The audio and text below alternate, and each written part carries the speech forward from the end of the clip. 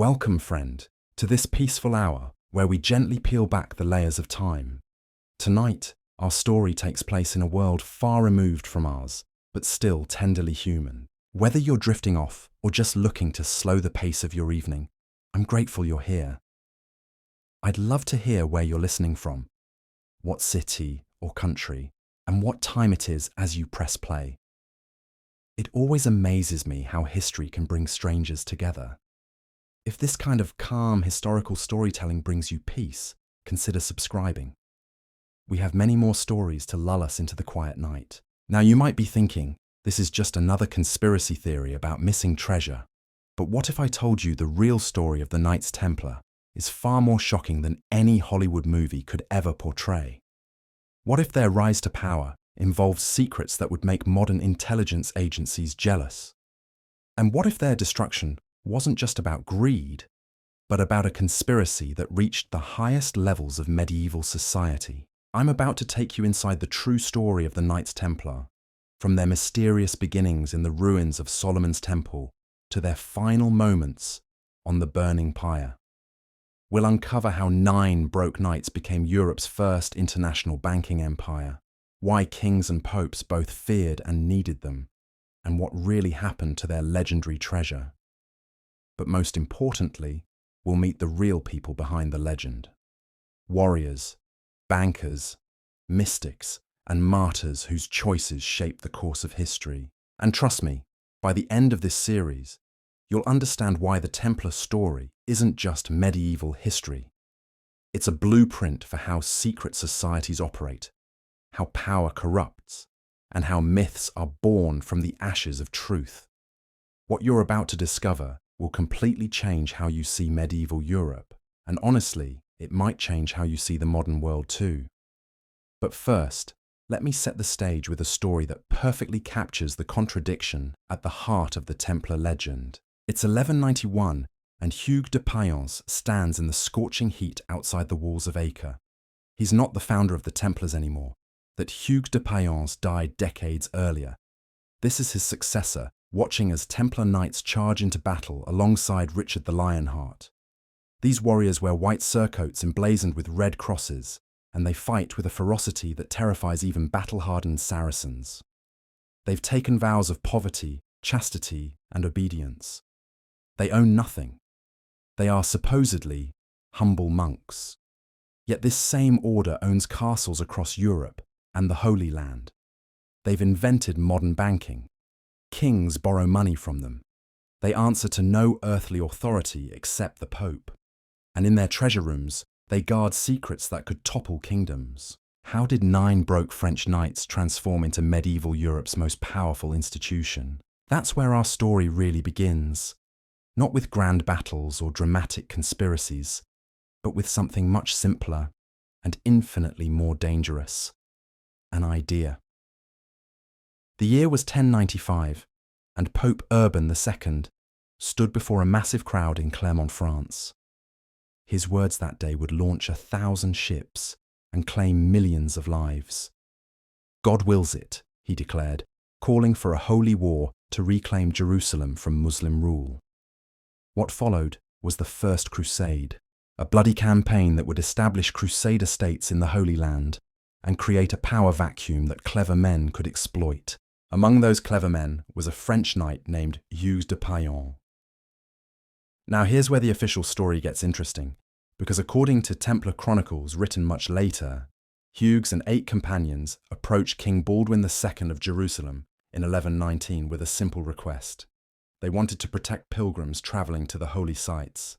The king, apparently impressed by their piety, granted them quarters in his palace, which happened to be built on the site of Solomon's Temple. But here's the first crack in the official narrative. Why would the king give away prime real estate to 9 unknown knights? Why did these supposedly poor monks need such extensive quarters?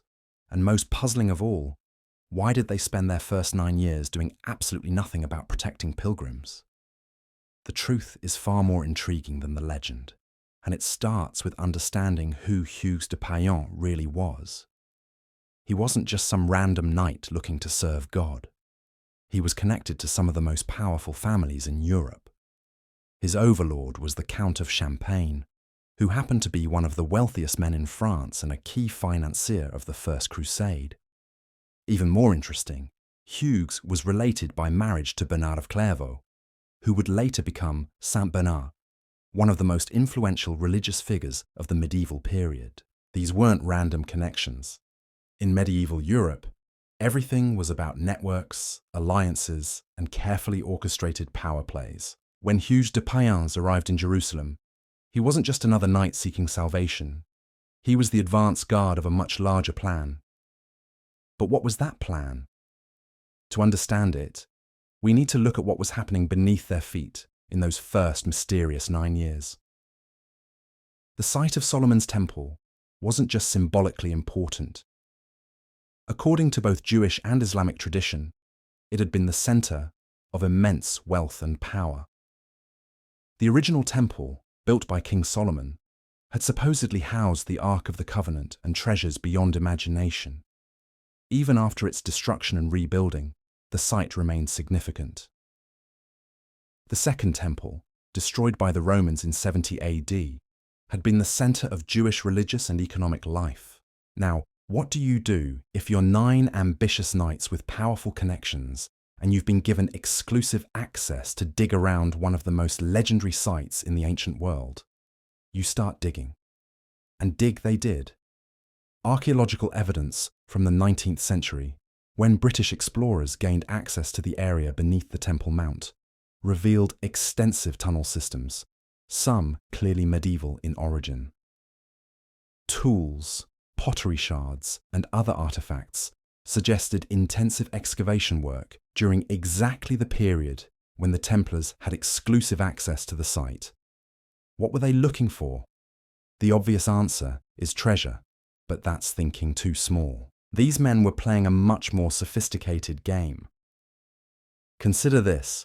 In medieval Europe, legitimacy came from 2 sources: divine approval and ancient authority.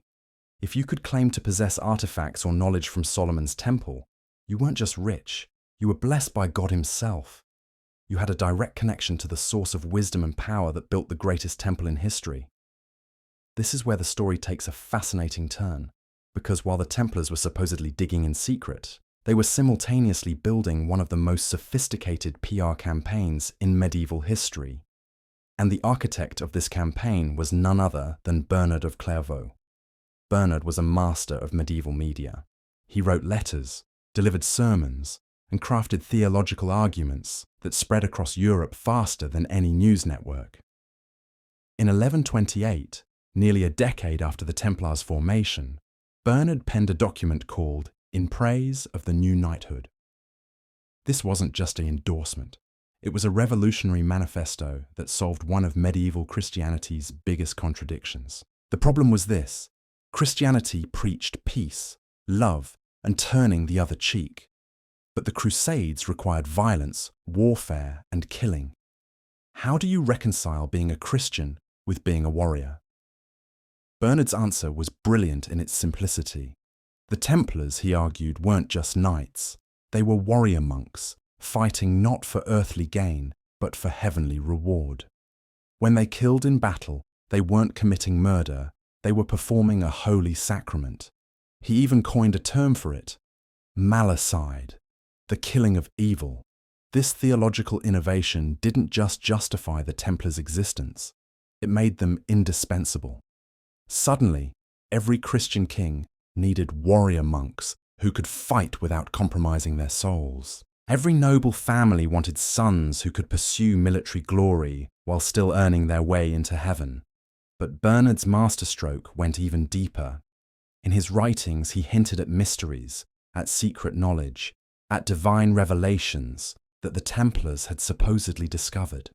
He never said exactly what these secrets were, but he made it clear that the Templars possessed something extraordinary, something that elevated them above ordinary knights and even ordinary monks. This combination of military prowess, religious authority, and mysterious knowledge proved irresistible to medieval Europe's power brokers.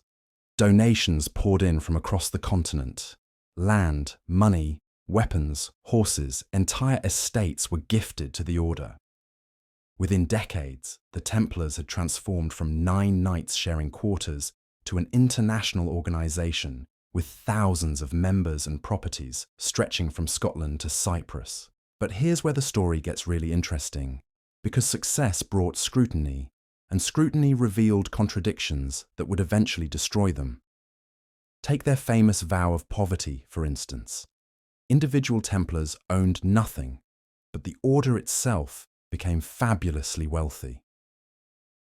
They developed innovative financial instruments that allowed pilgrims and crusaders to deposit money in Europe and withdraw it in the Holy Land, effectively inventing modern banking. They charged fees for these services, of course, and those fees added up quickly. Their vow of obedience was equally complex. They answered only to the Pope, which meant they were effectively above the law in every kingdom where they operated. Kings couldn't tax them, local bishops couldn't control them, and civil authorities couldn't prosecute them. They had become a state within every state, and their vow of chastity, well, that one would come back to haunt them in the most spectacular way possible. The Templars' rise coincided with one of medieval Europe's most transformative periods. The 12th century saw the birth of universities, the revival of classical learning, and the emergence of new forms of spirituality that challenged traditional religious authority. Into this intellectual ferment, the Templars brought something unprecedented, an organization that combined military power, financial expertise, and claims to divine revelation. They weren't just participants in this transformation. They were architects of it. Their commanderies became centers of learning and innovation.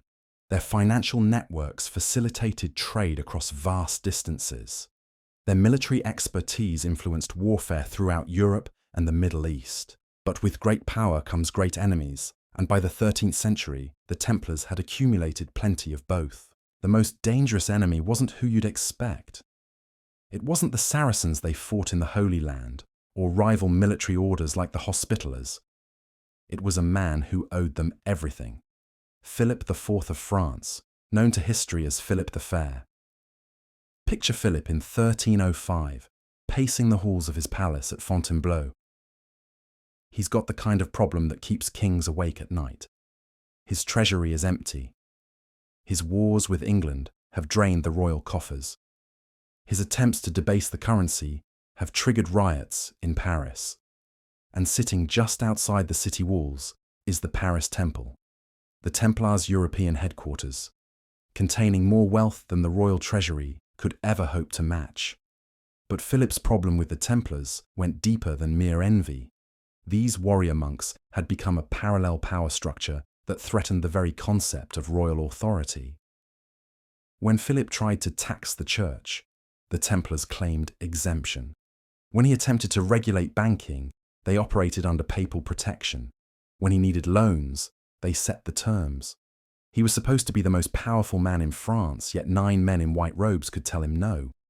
The breaking point came in 1306, when Philip attempted one of medieval Europe's most audacious financial schemes.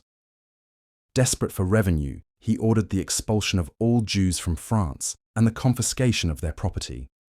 It was ethnic cleansing disguised as economic policy, and it should have solved his money problems overnight. But here's what Philip hadn't counted on.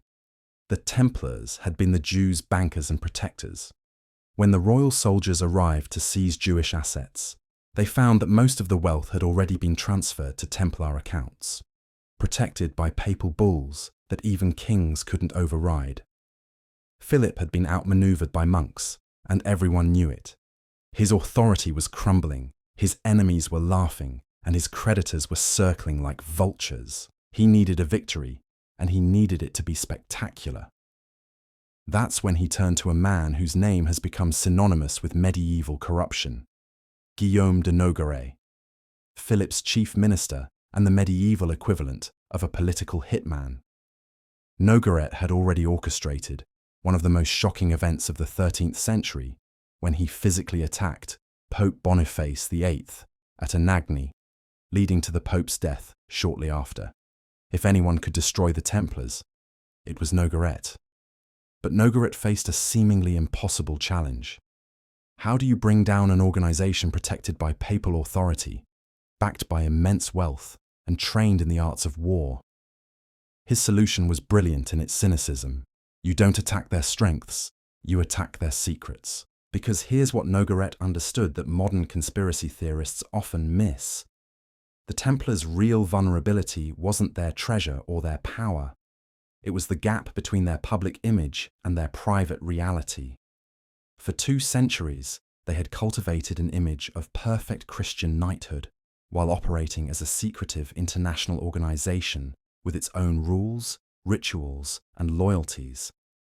All Nogaret needed to do was exploit that contradiction. The first crack appeared in the form of a disgraced former Templar named Escuin de Floirang.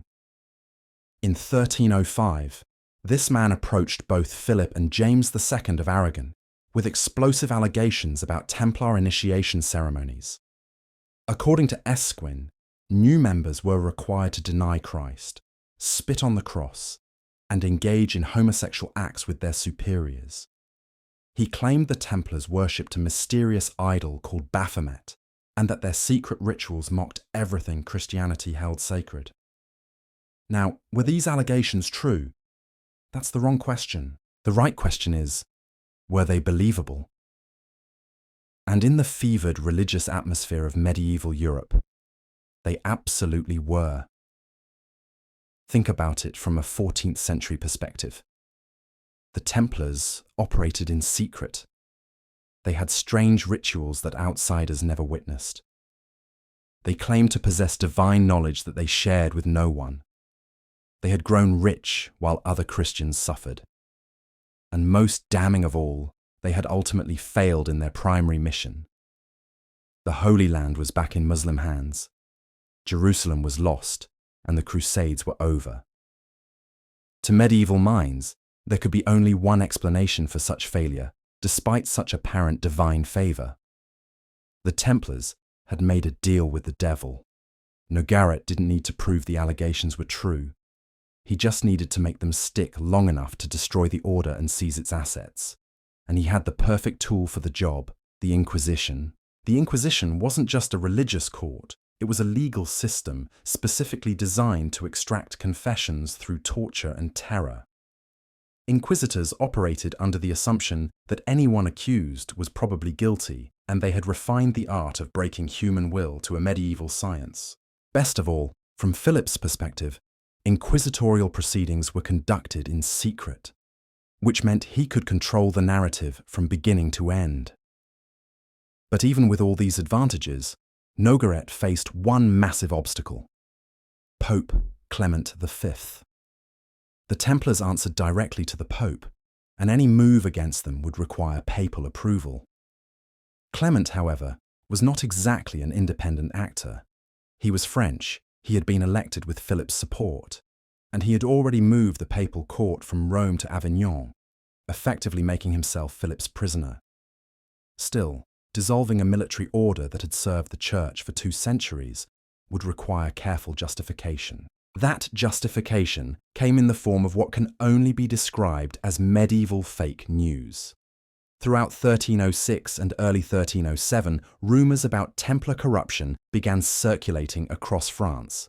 These weren't random gossip. They were carefully crafted stories, planted by Nogaret's agents and spread through networks of royal supporters.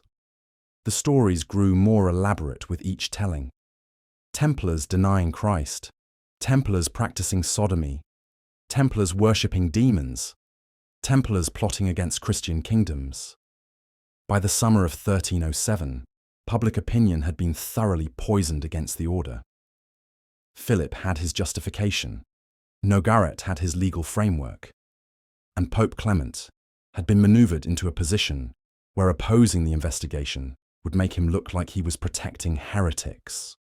All that remained was the execution. The operation that unfolded on October 13th, 1307, was a masterpiece of medieval logistics.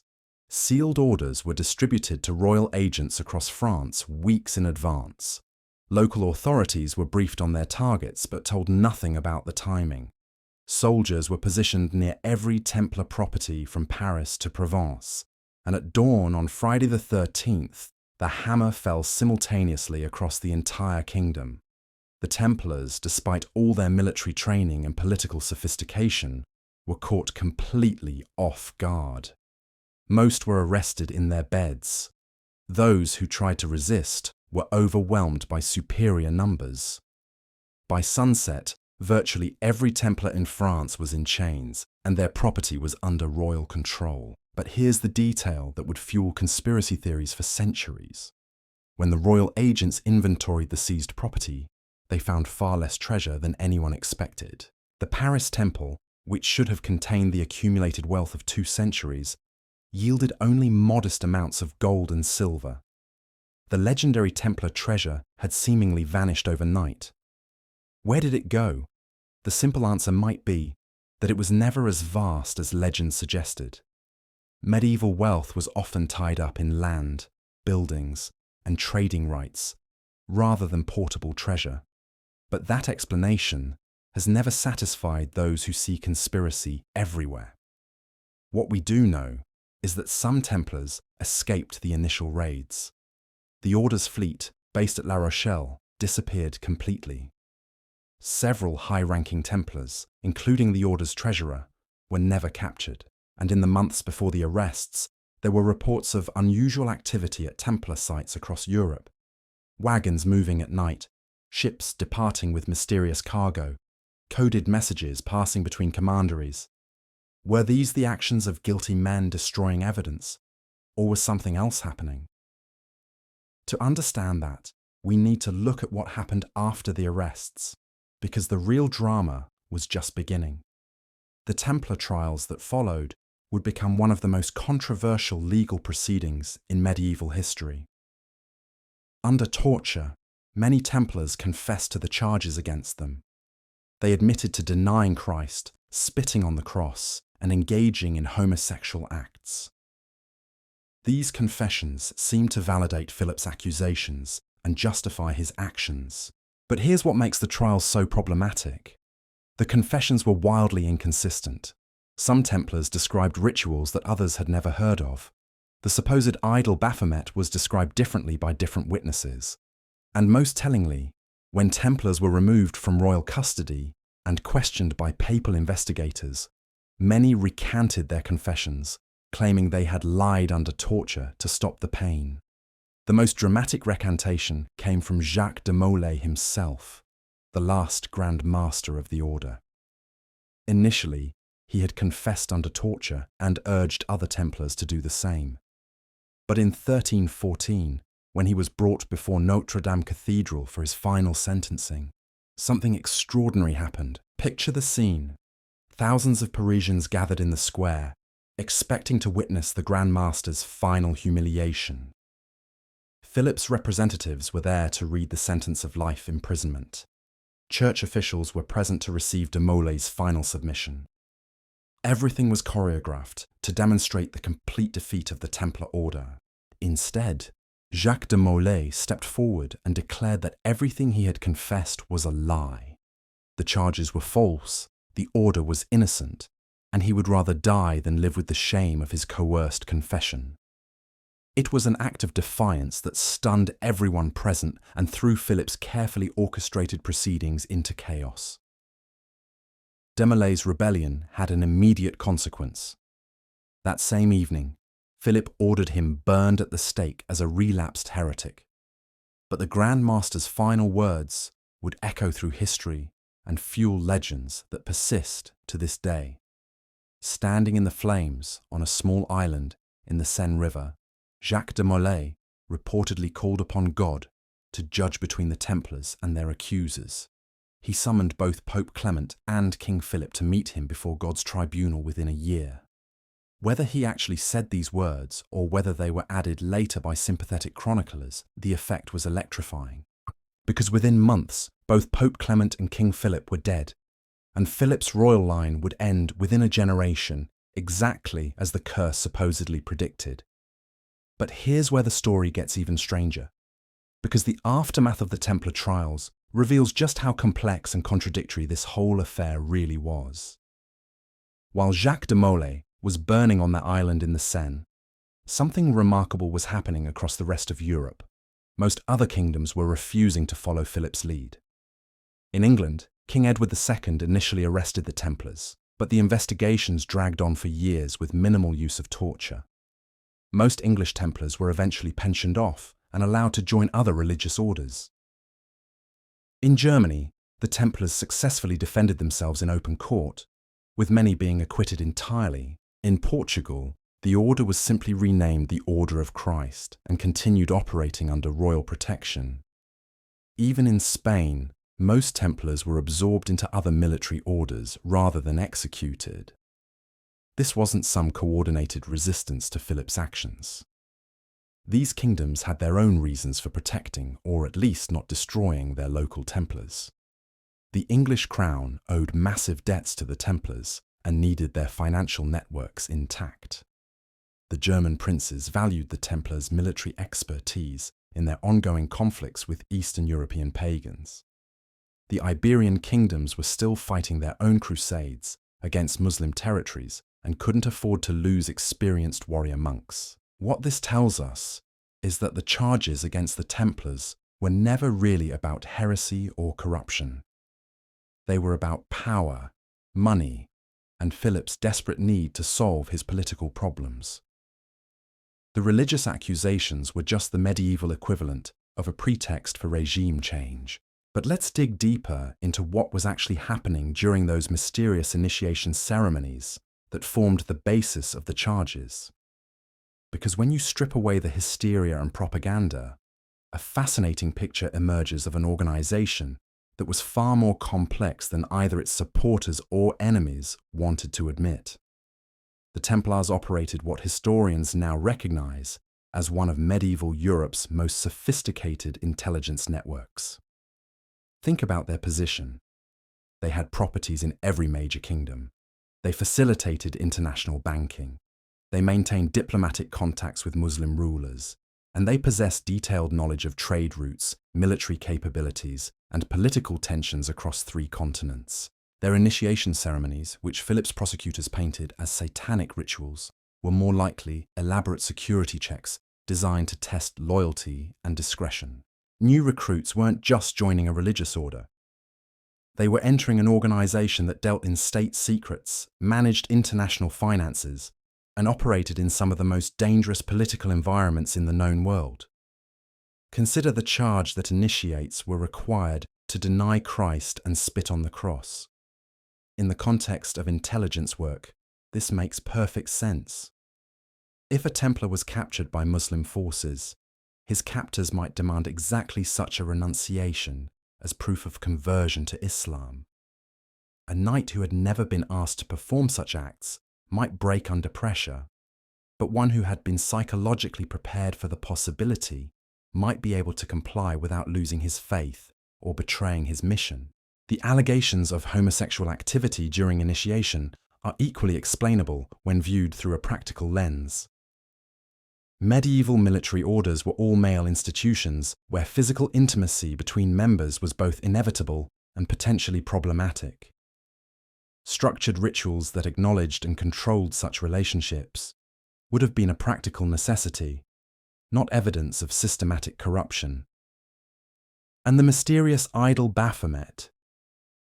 The name itself is likely a corruption of Muhammad, and what the Templars may have possessed was not a demonic statue but intelligence materials, captured Islamic texts, diplomatic correspondence, or strategic documents that would have appeared blasphemous to anyone who didn't understand their intelligence value. This interpretation doesn't make the Templars innocent of all charges. It makes them guilty of something potentially more threatening to medieval authority. They were operating as an independent state, with its own foreign policy, its own intelligence service, and its own version of international law. They weren't heretics, they were competitors. The evidence for this lies not in the trial transcripts, which were compromised by torture and political pressure, but in the Templars' actual behaviour during their 2 centuries of operation. Look at their military record. They weren't just crusading knights.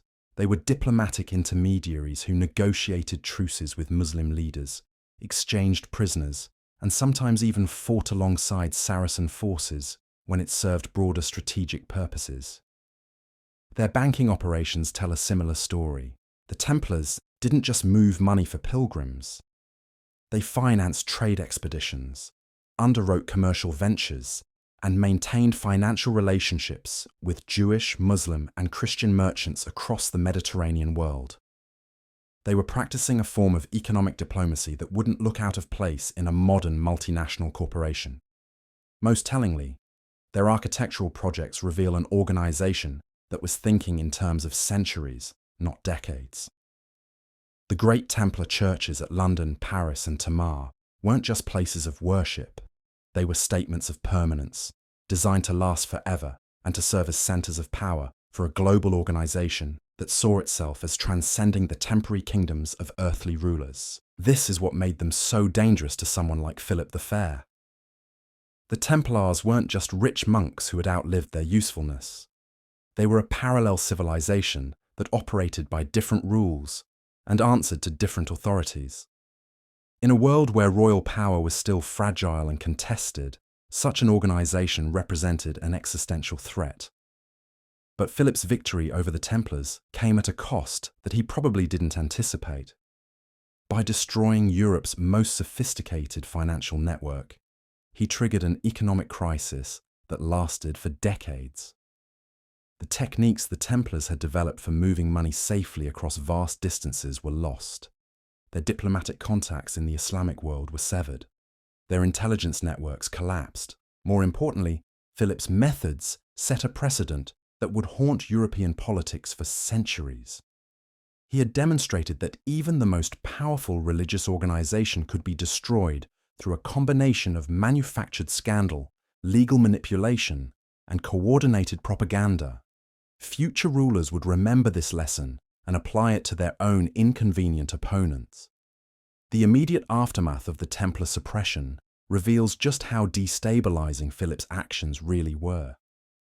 Within months of Jacques de Molay's execution, France was experiencing the worst famine in centuries. The royal treasury, despite seizing Templar assets, remained empty because most of that wealth had been tied up in non-liquid investments that couldn't be easily converted to cash. Philip's own nobles began questioning his methods, worried that they might be next if the king decided their wealth was inconvenient. Even more dramatically, the techniques Philip had used against the Templars were turned against his own family within a generation. His daughter-in-law was accused of adultery based on manufactured evidence. His sons died young under mysterious circumstances. His direct royal line ended in 1328, exactly 14 years after de Molay's execution, leading many to believe that the Grand Master's curse had come to pass. But the real curse wasn't supernatural. It was political. Philip had normalized the use of fabricated charges, secret trials, and confiscated property as tools of royal power. He had demonstrated that no institution, no matter how wealthy or well-connected, was safe from a determined monarch with compliant lawyers and cooperative clergy. The precedent he set would echo through European politics for centuries, contributing to the instability that would eventually tear the medieval world apart. Meanwhile, across Europe, the remnants of the Templar organization were adapting to their new reality in ways that would shape the continent's future. Some former Templars joined other military orders and carried their expertise to new theatres of conflict. Others entered royal service as administrators, bankers, and diplomats, bringing Templar organizational methods to secular governments. A few disappeared entirely, possibly founding the secret societies that conspiracy theorists love to discuss. In Portugal, the renamed Order of Christ became the driving force behind the Age of Exploration. Prince Henry the Navigator was a member, and the Order's Red Cross would fly on the sails of Portuguese ships as they opened new trade routes to Africa and eventually to the Americas. In Scotland, former Templars may have influenced the development of Freemasonry. though the connections are disputed and probably less dramatic than popular culture suggests. But perhaps the most significant legacy of the Templar suppression was its impact on the relationship between secular and religious authority in Europe. For 2 centuries, the Templars had represented the possibility that religious organizations could operate independently of royal control. Their destruction marked the beginning of the end for that possibility. The Avignon papacy, which began with Pope Clement's move to France, would last for nearly 70 years and effectively turn the Catholic Church into a department of the French government. When the papacy finally returned to Rome, it was weaker, more divided, and more dependent on secular support than it had been since the early Middle Ages. The great medieval dream of a unified Christian commonwealth under papal leadership was dead, killed partly by Philip's assault on its most powerful military arm. This shift toward royal supremacy over religious institutions would accelerate throughout the 14th and 15th centuries, contributing to the rise of national monarchies and the eventual Protestant Reformation. When Henry VIII of England suppressed the English monasteries 2 centuries later, he was following a playbook that Philip the Fair had written during the destruction of the Templars. The economic consequences were equally profound. The Templar financial network had connected Europe to the broader Mediterranean economy and beyond. With their destruction, European commerce became more localized, more fragmented, and more dependent on royal permission. The economic dynamism that had characterized the High Middle Ages gave way to a more cautious, more regulated commercial environment that would persist until the Renaissance. Yet, even as the institutional Templars disappeared, their legend was just beginning to take shape. Within decades of their suppression, writers across Europe were producing accounts that portrayed them as either martyred heroes or dangerous heretics, depending on the political needs of their patrons. These competing narratives would eventually merge into the complex mythology that surrounds the Templars today. The martyred hero version emphasized their military prowess, their religious devotion, and their unjust persecution by a greedy king and corrupt pope. This narrative appealed to anyone who felt oppressed by royal or ecclesiastical authority and provided a template for resistance movements throughout European history. The dangerous heretic version focused on their secret rituals, their mysterious knowledge, and their alleged connections to occult practices. This narrative appealed to those who needed to justify the suppression and later influence the development of conspiracy theories about secret societies controlling world events. Neither version was entirely accurate, but both contained enough truth to remain compelling. The Templars had been militarily effective, religiously motivated, and unjustly persecuted. They had also been secretive, politically independent, and potentially threatening to established authority. The gap between these realities created space for legends to flourish. Those legends were further fueled by the mystery of the missing treasure. Despite seizing Templar properties across France, Philip's agents had found far less portable wealth than expected. This discrepancy could be explained by the nature of medieval wealth, which was mostly tied up in land and buildings rather than gold and silver. But it could also be explained by a coordinated effort to move valuable assets before the arrests. The evidence for such an effort is circumstantial but intriguing. The Templar fleet disappeared from La Rochelle shortly before the arrests, and several high-ranking Templars were never captured. There are records of unusual activity at Templar sites in the months leading up to October 1307, coded messages, nighttime departures, and mysterious cargo shipments. Where might such treasure have gone? The most likely answer is that it was dispersed among friendly institutions and allied organisations across Europe. Some may have reached Scotland, where Robert the Bruce was fighting his war of independence and had been excommunicated by the Pope, making him a natural ally for persecuted Templars. Some may have reached Portugal, where the order was being reformed rather than suppressed. Some may have been hidden in locations known only to trusted members who died without revealing their secrets. But the treasure hunt misses the point of what made the Templars truly dangerous. Their real power wasn't in their gold or silver. It was in their knowledge, their networks, and their organizational methods. These intangible assets couldn't be seized by royal soldiers or inventoried by royal clerks, but they could be preserved and transmitted by surviving members who understood their value. This is why the Templar story doesn't end with Jacques de Molay's execution. It continues through the individuals who carried forward pieces of what the order had created. The banking techniques, the military innovations, the diplomatic methods, the architectural knowledge, and the organizational principles that had made them so formidable. Some of these individuals are known to history. Others disappeared into new identities and new organizations. But their influence can be traced through the institutions and ideas that shaped Europe's transition from the medieval to the modern world. The Templars didn't just disappear in 1312. They evolved, adapted, and continued to influence events in ways that their enemies never anticipated and their supporters never fully understood.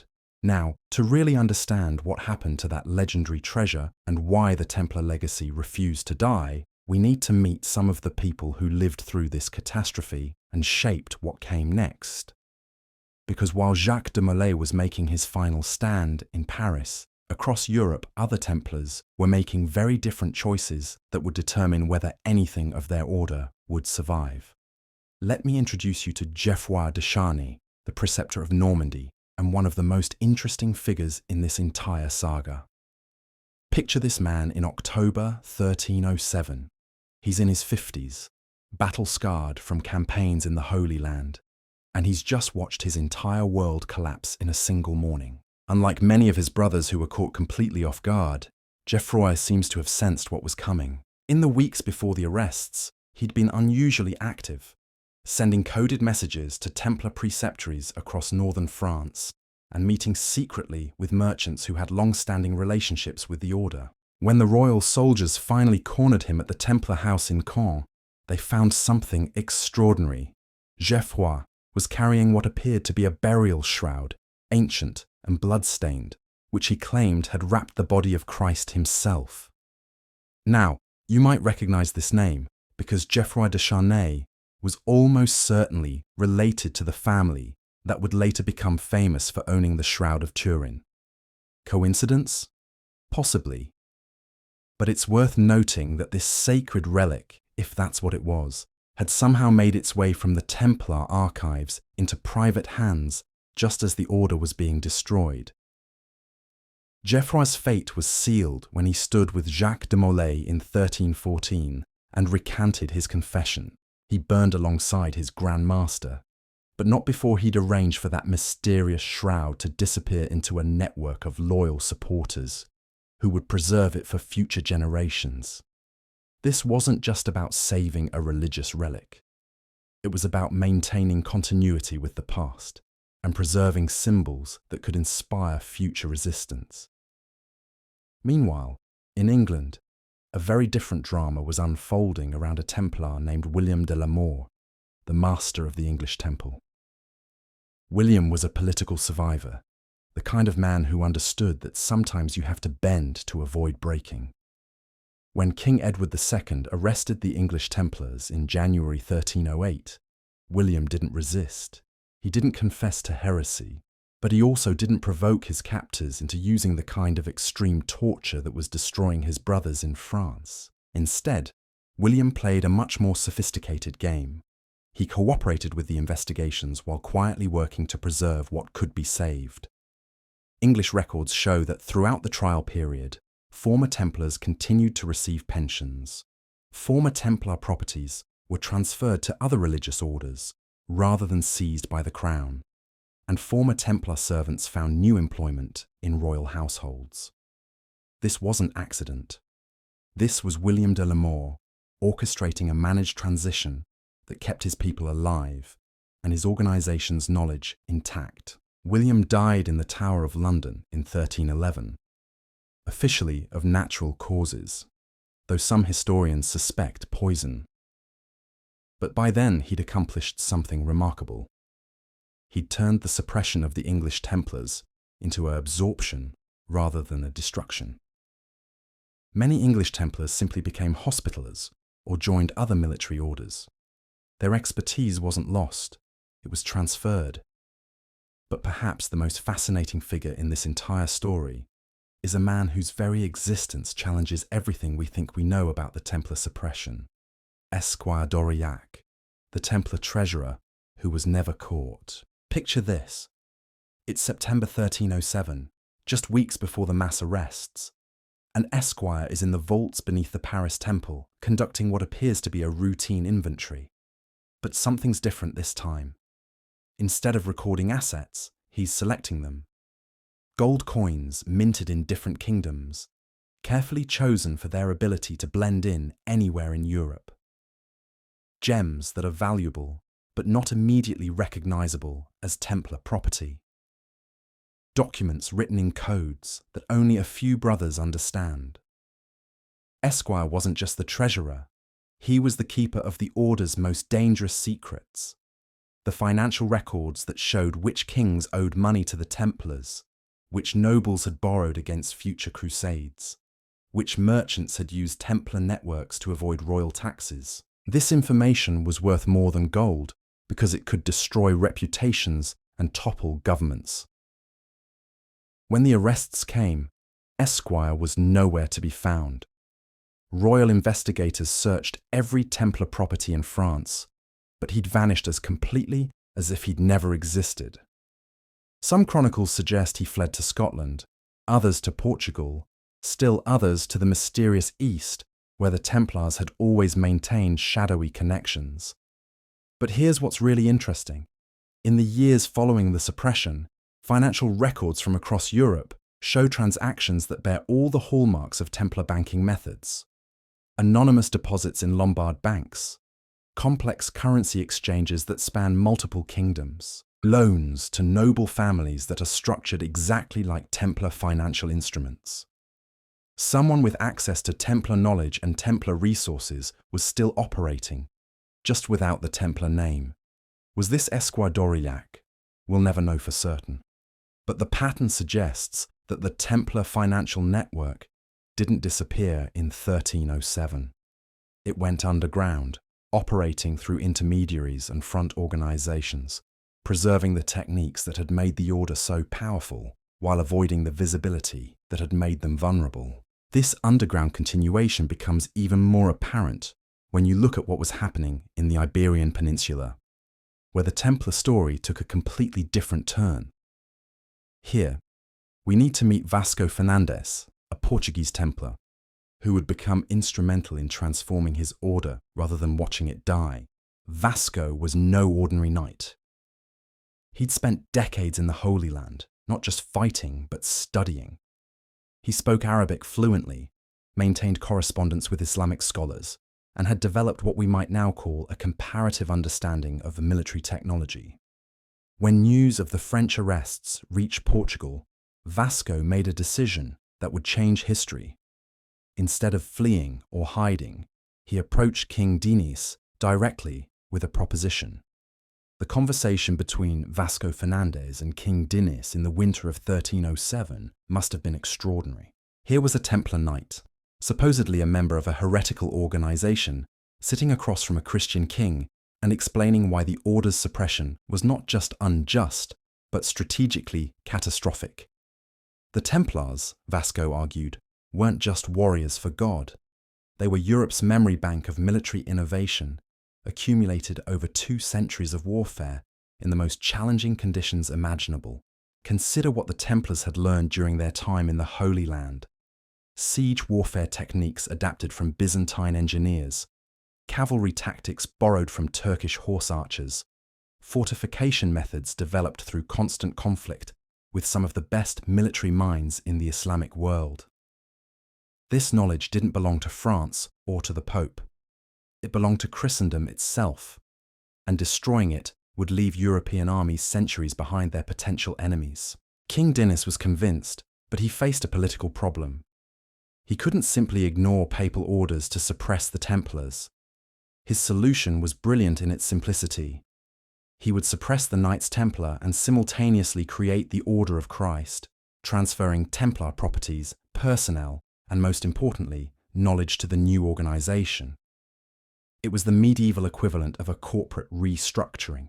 Vasco Fernandez became one of the founding members of the Order of Christ, and under his influence, the new organization became something unprecedented. A military order that combined traditional crusading ideals with systematic exploration and expansion. The techniques the Templars had developed for managing far-flung territories and maintaining supply lines across hostile territory were perfect for maritime exploration. This is why Portuguese ships carried the Red Cross of the Order of Christ to Africa, India, and eventually Brazil. The age of exploration wasn't just about finding new trade routes. It was about applying Templar organizational methods to a new kind of expansion, one that would ultimately prove far more successful than the Crusades had ever been. But Vasco's contribution went deeper than just preserving military knowledge. He understood something that most of his contemporaries missed. The Templars' real innovation hadn't been in warfare or finance. It had been in creating systems that could operate across cultural and linguistic boundaries. The same organizational principles that allowed a French knight to work effectively with a Syrian merchant could allow Portuguese explorers to establish trading posts in Africa and Asia. The Order of Christ became a laboratory for testing these principles on a global scale. Portuguese expansion wasn't random exploration. It was systematic application of methods the Templars had developed for managing complexity, diversity, and distance. When Vasco da Gama rounded the Cape of Good Hope, he was using navigation techniques developed by men who had once sailed between European and Middle Eastern ports. When Portuguese traders established their factories in Goa and Macau, they were applying administrative methods first tested in Templar commanderies. Meanwhile, in Scotland, another kind of Templar legacy was taking shape around figures like Sir William St. Clair of Rosslyn. The St. Clair family had been connected to the Templars for generations, providing both financial support and political protection. When the order was suppressed, these connections didn't disappear. They evolved. William St. Clair's response to the Templar crisis reveals a different approach to preserving the order's legacy. Rather than fleeing to distant lands or going underground, he chose to build something permanent. Rosslyn Chapel, one of the most mysterious religious buildings in medieval Europe. Construction began in 1446, more than a century after the Templar suppression. But the chapel's design incorporates symbols, architectural techniques, and decorative elements that seem to echo Templar traditions. What makes Rosslyn Chapel so intriguing isn't its alleged connection to the Holy Grail or other legendary treasures. It's the way it demonstrates how Templar influence could be preserved and transmitted across generations through architecture, symbolism, and craft knowledge. The masons who built Rosslyn weren't necessarily former Templars, but they were working from designs that incorporated techniques and symbols, developed by men who understood how to embed meaning in stone. This architectural preservation of knowledge wasn't unique to Scotland. Across Europe, buildings constructed in the decades following the Templar suppression show similar patterns. Familiar symbols appearing in new contexts, construction techniques that echo Templar methods, decorative programs that seem to reference the order's traditions without explicitly naming them. Take the chapel of Saint-Hubert at Château d'Amboise in France, built in the late 15th century. Officially, it's a royal chapel with no connection to the suppressed Templars, but its design incorporates elements that would have been familiar to anyone trained in Templar architectural traditions. The precise geometric relationships between different sections, the way light is channeled to illuminate specific symbols at certain times of year, the integration of Christian and pre-Christian decorative elements. These weren't accidents or coincidences. They were the work of craftsmen and architects who had learned their trade from masters, who remembered what the Templars had built and how they had built it. Knowledge was being preserved not in written form, which could be seized and destroyed, but in physical form, embedded in buildings that would outlast any political persecution. This preservation through craft guilds and architectural traditions may explain one of the most persistent claims about Templar influence, the connection to Freemasonry. While the direct organizational links are probably much weaker than Masonic legends suggest, the preservation of geometric knowledge, symbolic systems, and construction techniques through craft guilds provides a plausible mechanism for transmitting Templar traditions across centuries. But perhaps the most unexpected place where Templar influence survived was in the Islamic world itself. Here, we encounter figures like Ahmad ibn Taymiyyah, a Syrian scholar who had extensive contact with Templars during the final decades of the Crusader presence in the Levant. Ibn Taymiyyah was no friend to the Crusaders, but he was a scholar who recognized valuable knowledge regardless of its source. In his writings, Ibn Taymiyyah describes military and administrative techniques that he attributes to the monk knights of the Franks. Some of these techniques were adopted by Mamluk forces and later by Ottoman armies. The irony is profound. Methods developed by Christian warrior monks to fight Muslim armies were eventually incorporated into Islamic military doctrine and used to expand Muslim power across Europe and Africa. This cross-cultural transmission of knowledge illustrates something crucial about the Templar legacy. It transcended the religious and political boundaries that had originally defined it.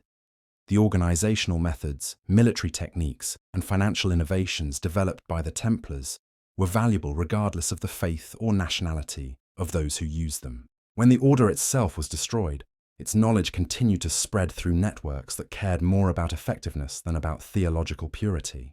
The survival and transformation of Templar influence through all these different channels explains why the order's suppression, despite its immediate completeness, failed to achieve its long-term objectives. Philip the Fair had wanted to eliminate a rival power structure and seize its wealth. He succeeded in the short term, but in the long term, he had simply forced that power structure to evolve and adapt. The new forms were often more dangerous than the original because they were less visible and less accountable. Instead of one international organization that operated openly and answered to the Pope, Europe now had multiple networks of former Templars and their allies who operated in secret and answered to no one but themselves. These networks weren't unified or coordinated in the way conspiracy theorists often imagine. They were organic growths that emerged wherever former Templars settled and found ways to apply their knowledge and skills. Some focused on commerce and banking, others concentrated on military innovation and exploration. Still others preserved craft knowledge and symbolic traditions. What united them wasn't a shared command structure or a common political agenda. It was a shared understanding of how to operate effectively in a dangerous and unpredictable world.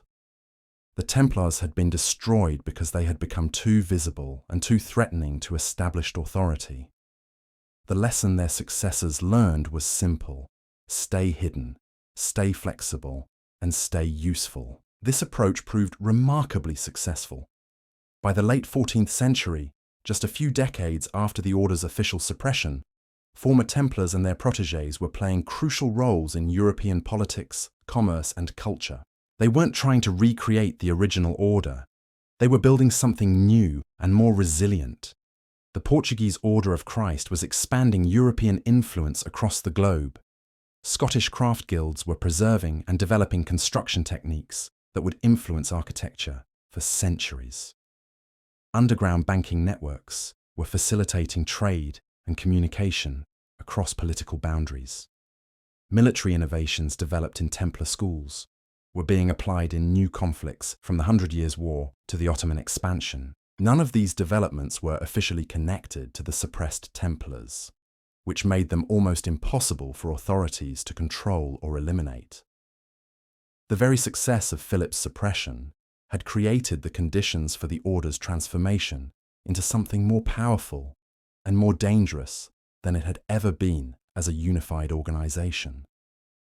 This transformation accelerated throughout the 15th century as Europe entered the Renaissance and began its age of exploration and expansion.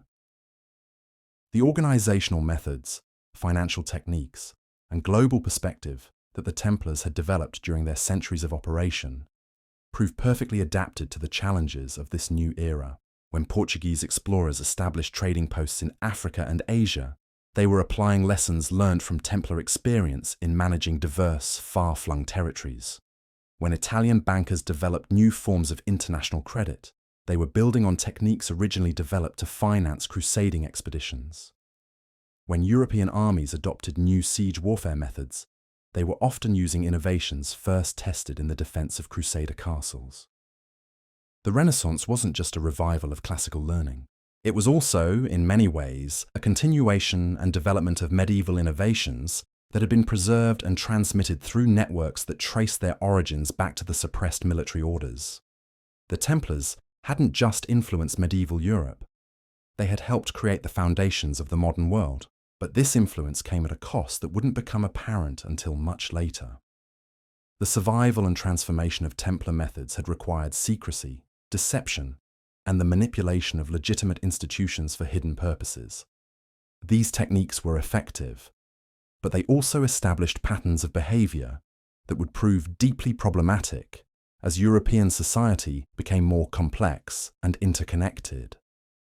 The habit of operating through front organizations, the practice of embedding agents in legitimate institutions, the use of financial networks to circumvent political authority, these methods had been necessary for survival during the persecution of the early 14th century. But they also created a template for how secret organizations could operate within supposedly transparent societies. By the time European political systems had evolved to the point where such secrecy was no longer necessary for survival, the patterns had become entrenched. Organizations that had originally adopted Templar methods out of necessity continued using them out of habit, creating the kind of hidden influence networks that would fuel conspiracy theories for centuries to come. This is perhaps the most important lesson of the Templar story. The methods organizations develop to survive persecution don't disappear when the persecution ends. They become part of the organization's culture, shaping how it operates and how it understands its relationship to the broader society. The Templars were destroyed in 1312. But the organizational culture they had created continued to influence European development long after their official disappearance. Understanding this cultural persistence helps explain why the Templar legend has remained so compelling across 7 centuries. The story touches on something real about how power operates, how knowledge is preserved, and how organizations adapt to hostile environments.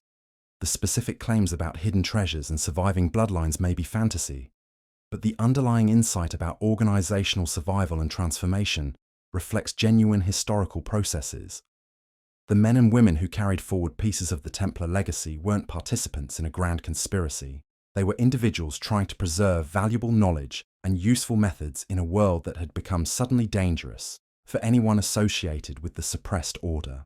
Their success in doing so shaped the development of European civilization in ways that are still visible today, even if the connections are no longer obvious. This is why the Templar story refuses to end with Jacques de Molay's execution.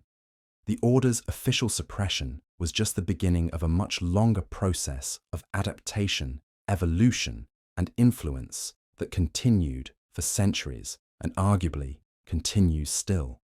The knights themselves are long dead, but the organizational innovations they pioneered and the cultural patterns they established remain embedded in institutions and practices that shape our world today.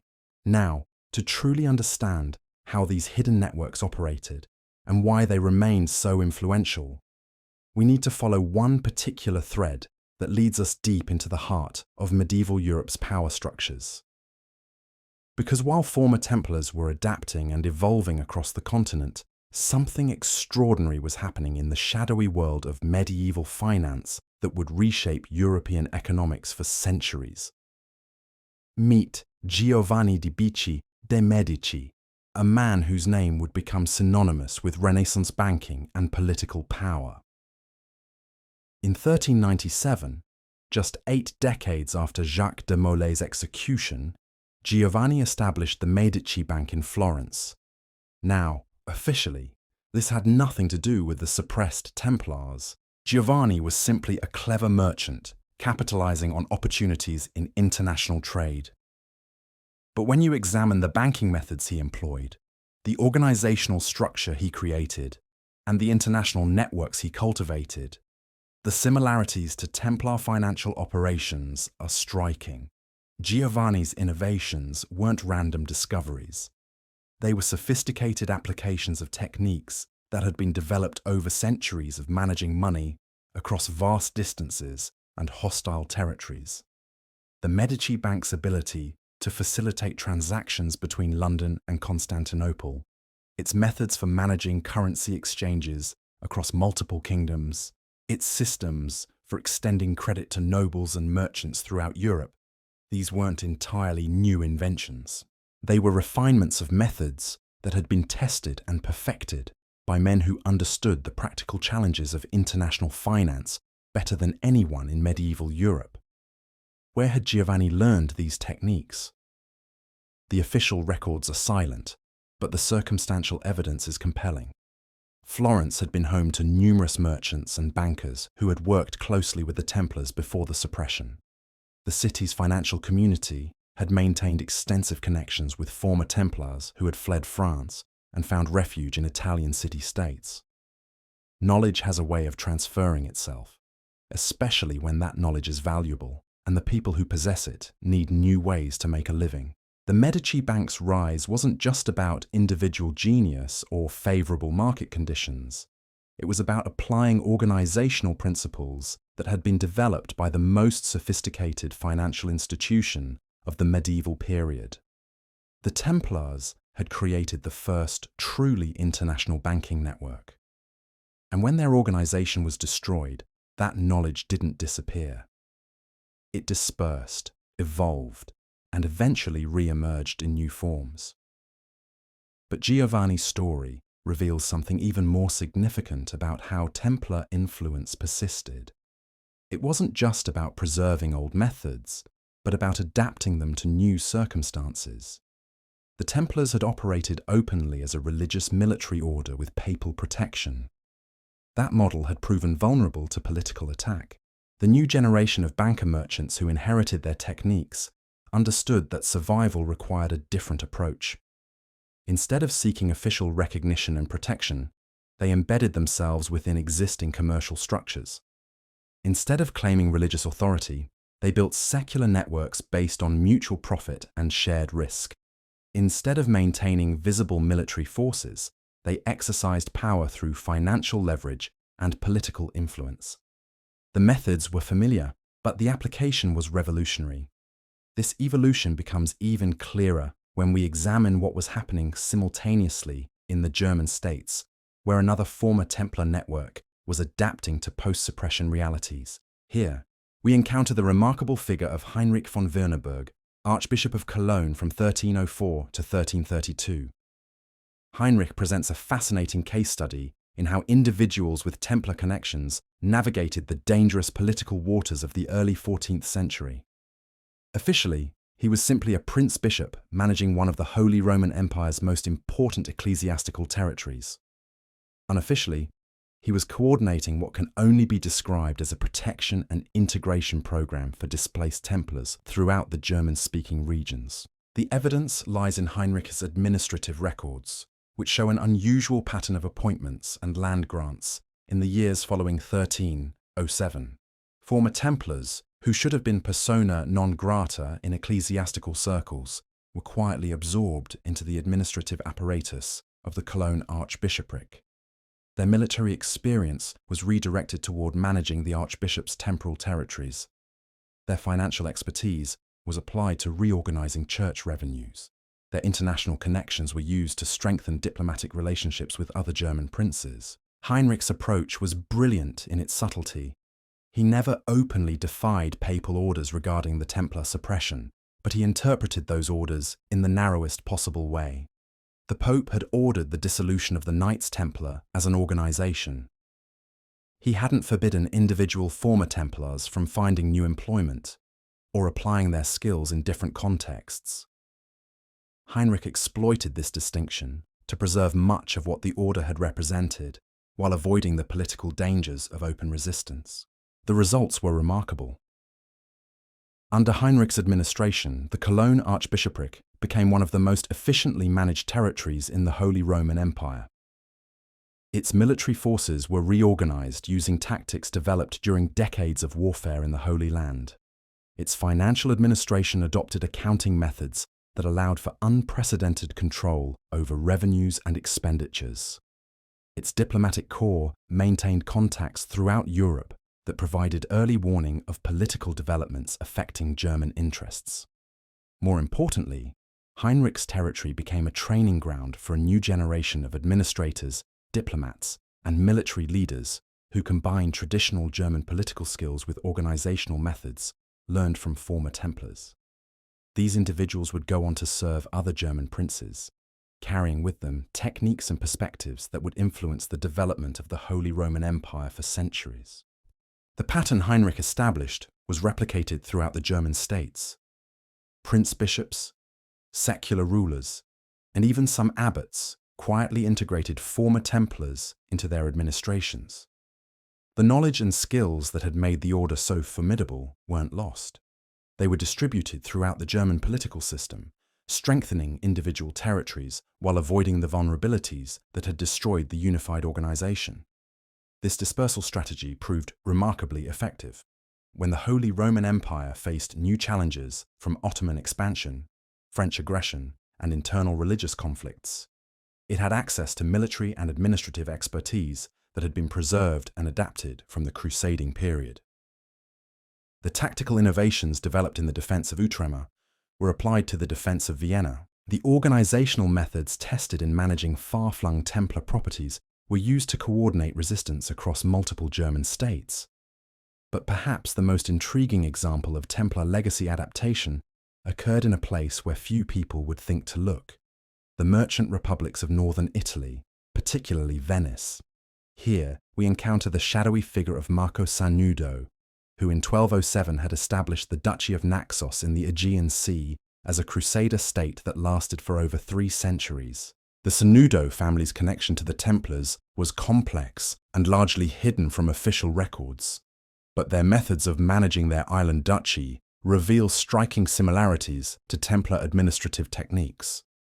They maintained a delicate balance between Christian and Islamic populations, facilitated trade between European and Middle Eastern merchants, and preserved their independence through a combination of military preparedness and diplomatic flexibility. When the Templar suppression occurred, the Sanudos faced a dilemma similar to that confronted by former Templars throughout Europe: how to preserve valuable organizational knowledge while avoiding political persecution. Their solution was to gradually transition from a traditional crusader state model to something that more closely resembled a commercial trading empire. The transformation was subtle but profound. The Duchy of Naxos maintained its Christian identity and its nominal allegiance to Western European powers, but it increasingly operated according to principles that prioritized economic efficiency and political pragmatism over religious ideology.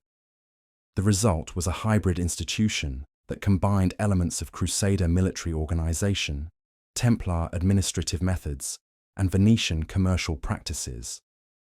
This hybrid model proved remarkably durable. While other Crusader states fell to Islamic reconquest or internal collapse, the Duchy of Naxos survived until 1566, more than 2 centuries after the fall of Constantinople. Its longevity wasn't due to military strength or divine protection. It was due to organizational flexibility and the intelligent application of lessons learned from both Templar successes and Templar failures. The Sanudo approach influenced Venetian policy throughout the Eastern Mediterranean. Venice itself began adopting administrative and military techniques that bore clear similarities to Templar methods, though the connections were never officially acknowledged. Venetian trade networks, Venetian diplomatic practices, and Venetian colonial administration all showed the influence of organizational principles that could be traced back to the suppressed military orders. This influence becomes particularly apparent when examining Venetian activities in the Black Sea region, where the Republic established trading posts and diplomatic relationships that closely resembled the network of contacts the Templars had maintained throughout the Eastern Mediterranean. The same practical approach to cross-cultural relationships, the same emphasis on long-term strategic positioning, the same ability to operate effectively in hostile or uncertain political environments. But the most dramatic example of Templar legacy preservation occurred in a place that might seem completely unrelated to European medieval politics: the emerging Ottoman Empire. Here, we encounter one of history's most unlikely cultural transfers, mediated by figures who understood that valuable knowledge transcends religious and political boundaries. Consider the career of Halil Pasha, one of the early Ottoman Grand Viziers who played a crucial role in consolidating Ottoman power in southeastern Europe during the late 14th century. Halil's background was complex. He had been born into a Byzantine Greek family, converted to Islam as a young man, and risen through the Ottoman administrative hierarchy through a combination of intelligence, adaptability, and organizational skill.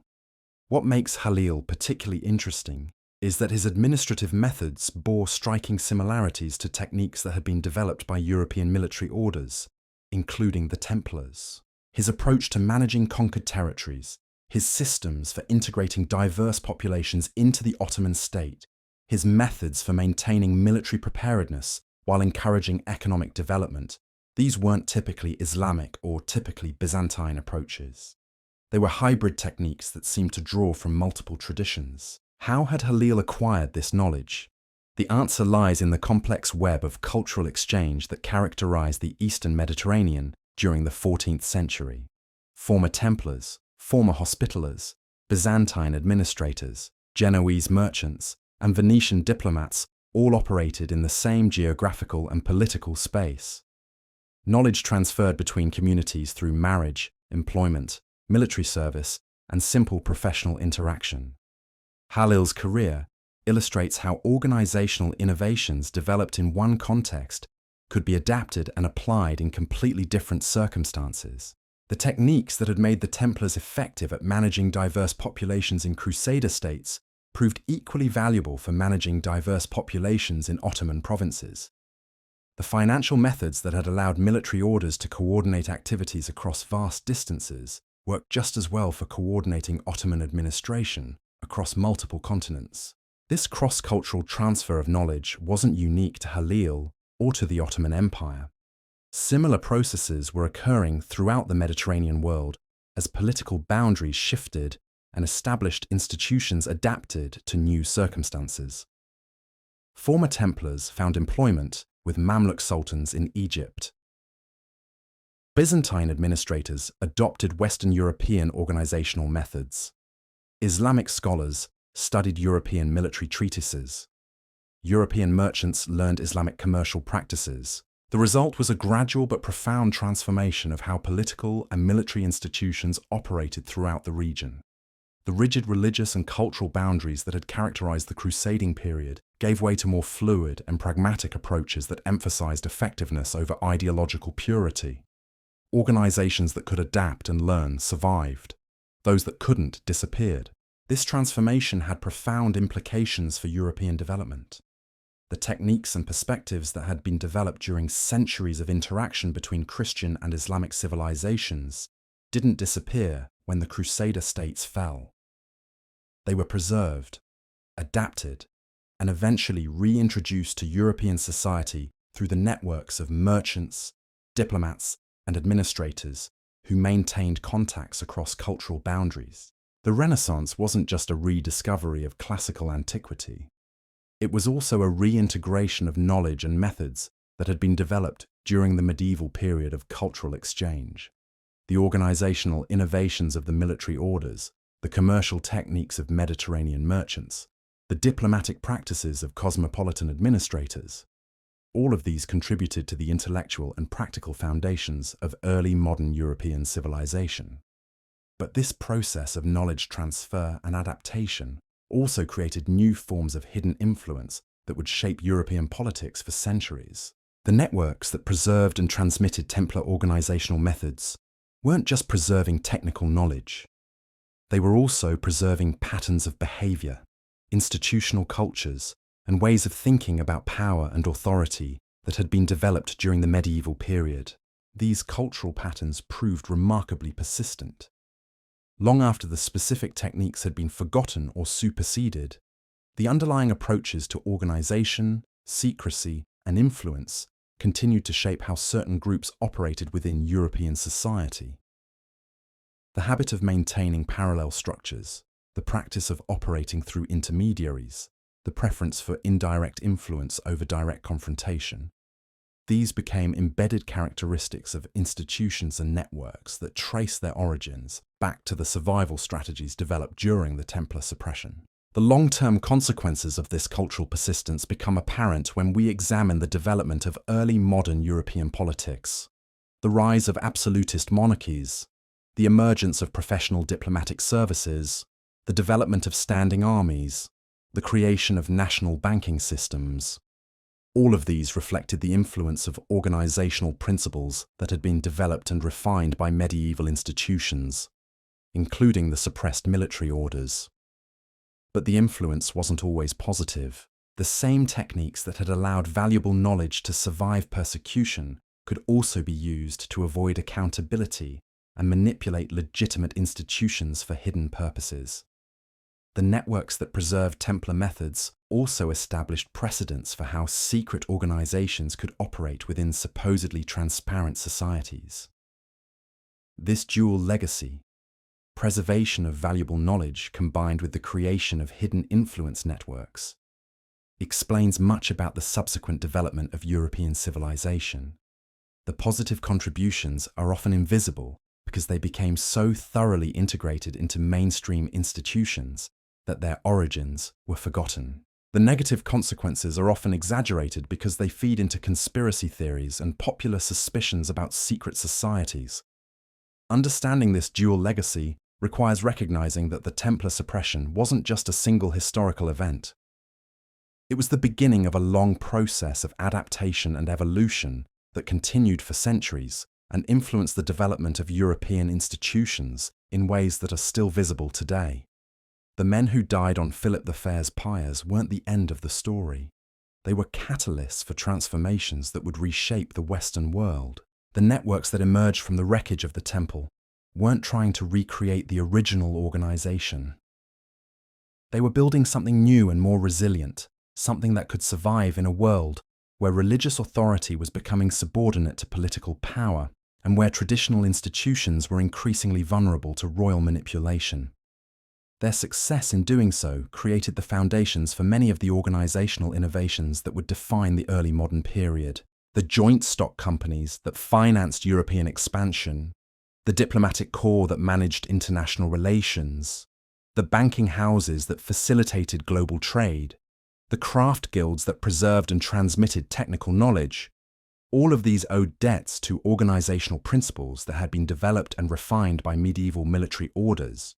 But perhaps most importantly, the networks that preserved Templar methods also preserved a particular way of thinking about organization and authority that emphasized competence over birth, merit over tradition, and practical effectiveness over ideological purity. These values weren't unique to the Templars, but the order's suppression created conditions where they could be transmitted and developed by people who understood their importance for survival in a hostile world.